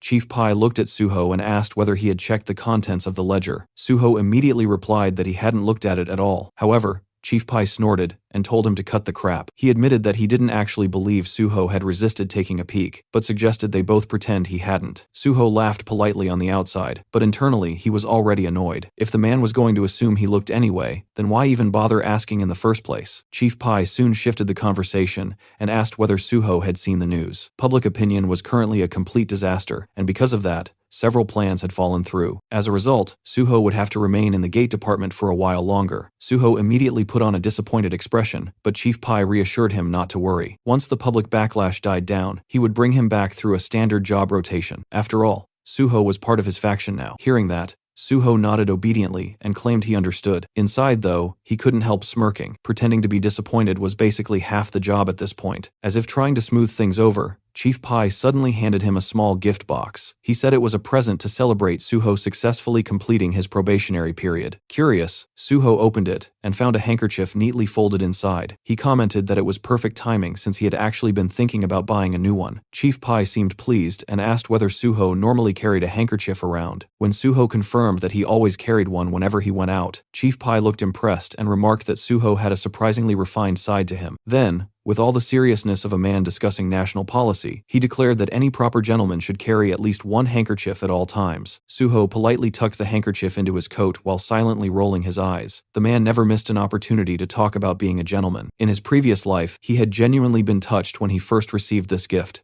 Back then, he thought it was a meaningful gesture. Now, he knew better. Chief Pai handed out the exact same handkerchief to countless people. It was nothing more than a cheap networking tool disguised as generosity. Looking back, Suho couldn't believe he had ever fallen for something so obvious. Chief Pai wasn't done yet. He handed over another small gift, this time a pocket money. He explained that since Suho had become the first person in the association's history to achieve a perfect score, they had originally planned a commendation ceremony for him. Unfortunately, the current public outrage had forced them to cancel it. According to Chief Pai, even the association president was deeply disappointed about the situation. Suho listened while nodding appropriately, though internally he felt the exact opposite. A record was nice and all, but avoiding a tedious ceremony sounded like a reward rather than a punishment. With business finally concluded, Chief Pai informed him that the remaining paperwork would be handled through team leader Jung Chulman. Suho was free to leave. After saying his goodbyes, he stepped out of the office and walked down the hallway. As he did, he couldn't help reflecting on how dramatically Chief Pai's attitude had changed. The moment Suho proved his usefulness, the man had become almost excessively friendly. In the end, it was simple. Suho finally had value in Chief Pai's eyes. Still, none of that really mattered. As he walked out of the building, a small smile formed on his face. Tomorrow, he would officially become a full-fledged civil servant of the Great Hunter Association. After all the maneuvering, planning, and walking on eggshells, the moment he had been working toward had finally arrived. Sometime later, the scene shifted to Daejeon Station. Standing outside a seemingly ordinary building, Suho glanced around and thought that this should be the place. After confirming the location, he stepped inside. A gray-haired man entered the office, immediately drawing attention from everyone present. Of course, this wasn't actually an old man. Using his newly acquired disguise art skill, Suho had completely altered the muscles and bones of his face, creating a flawless disguise. One of the men inside asked whether he had come to borrow money, but Suho calmly replied that he was there to purchase a debt bond instead. Soon, he found himself seated across from the boss, who asked whose debt he was interested in buying. Suho immediately answered with Lee Dalwan's name. The boss recognized it right away and mentioned that Lee Dalwan was the husband of Yoon Hyun-hee. As long as the money was right, he had no issue selling it. Suho quietly reviewed the documents and noted that the original principal was 40 million won, while the interest had somehow inflated to 80 million. The boss confidently explained that the debt had grown because the borrower repeatedly missed payments and that it was still a perfectly recoverable debt. Without saying much, Suho placed a bag of cash on the table, exactly 40 million won inside. Naturally, the boss asked about the remaining 80 million interest. Suho casually replied that he wouldn't be paying that because the interest was illegal. Looking through the records, the amount already paid had exceeded the legal limit long ago. As far as he was concerned, the principal was all they were getting. He then added that he was a busy man and would appreciate wrapping things up quickly. The boss stared at him for a moment before bursting into laughter. He asked whether this punk was seriously trying to joke around with him. Suho nodded slightly and replied that if that was joke 1, then his answer was joke 2. The bizarre response immediately made the man's face turn red with anger. That was apparently enough to completely destroy the man's patience. Furious,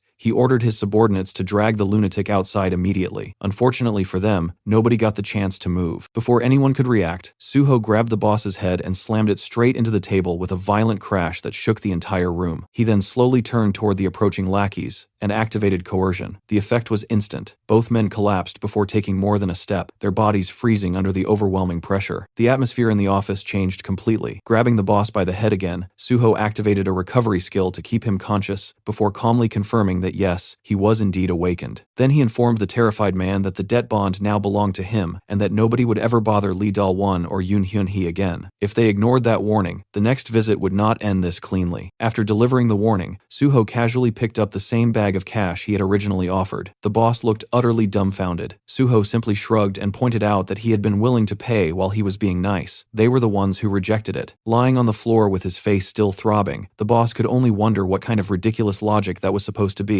Suho's expression immediately turned cold. Looking down at the man, he clarified that unlike before, he wasn't joking this time. The terrifying glare behind those words was enough to make the boss break instantly. Sweating profusely, he hurriedly agreed with everything Suho said and begged him to stop. By the end of the meeting, nobody in the room seemed interested in discussing debt anymore. Soon, the scene shifted to a small cafe. Sitting across from Yoon Hyun-hee, Suho remained in his disguised appearance and thanked her for taking the time to meet him. Hyun-hee explained that she was currently in the middle of her shift and didn't have much free time, so unless the matter was urgent, she would need to leave soon. Suho nodded and decided not to waste time. He told her directly that he had come on behalf of her biological older brother, Yoon Hyun-chul. The moment those words left his mouth, her expression froze. The name she had been searching for all these years suddenly appeared in front of her without warning. Her hands trembled as she leaned forward and desperately asked where her brother was. However, Suho's next words hit even harder. He calmly revealed that Yoon Hyun-chul had been sentenced to death for murder and was currently imprisoned in Blue Prison. The color drained from her face. Unable to process what she had just heard, she asked what he meant. Without saying much,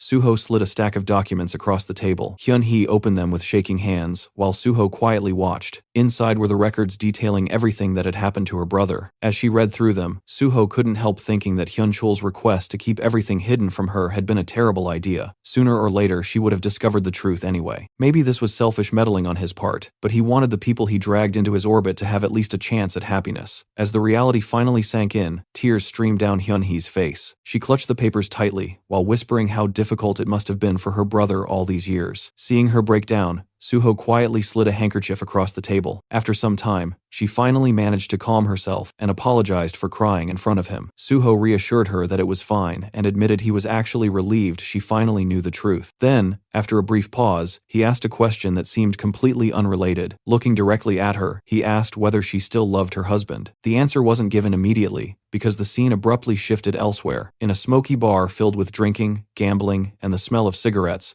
Suho approached a man in a blue hoodie. The man was none other than Lee Dal-won, Hyun-hee's husband. Introducing himself as an employee from Ongang Cash, Suho asked if they could talk for a moment. Dal-won barely glanced at him and lazily replied that he had already paid both last month's and this month's interest. However, Suho explained that it wasn't about debt collection this time. Instead, the boss supposedly had a highly lucrative offer for him. Leaning in slightly, Suho claimed that one of the boss's wealthy acquaintances had taken a strong interest in Dalwan's wife. If he introduced her, 3 months' worth of interest would be forgiven. Suho even pretended to sympathize, remarking that it was admittedly a rather outrageous proposal. Before he could continue, Dalwan immediately countered with a number of his own. 6 months. For a second, Suho thought he had misheard him, but no, the man's eyes were completely serious as he stated that if 6 months of debt were erased, he would happily introduce his wife. At that moment, Suho felt his patience snap. He had hoped there might be some redeeming quality hidden somewhere in this pathetic excuse for a husband. Instead, the bastard had managed to fail the test faster than expected. Suho burst into laughter and admitted how relieved he was. He genuinely hadn't known what he would do if Dalwan had actually turned out to be a decent husband. Confused,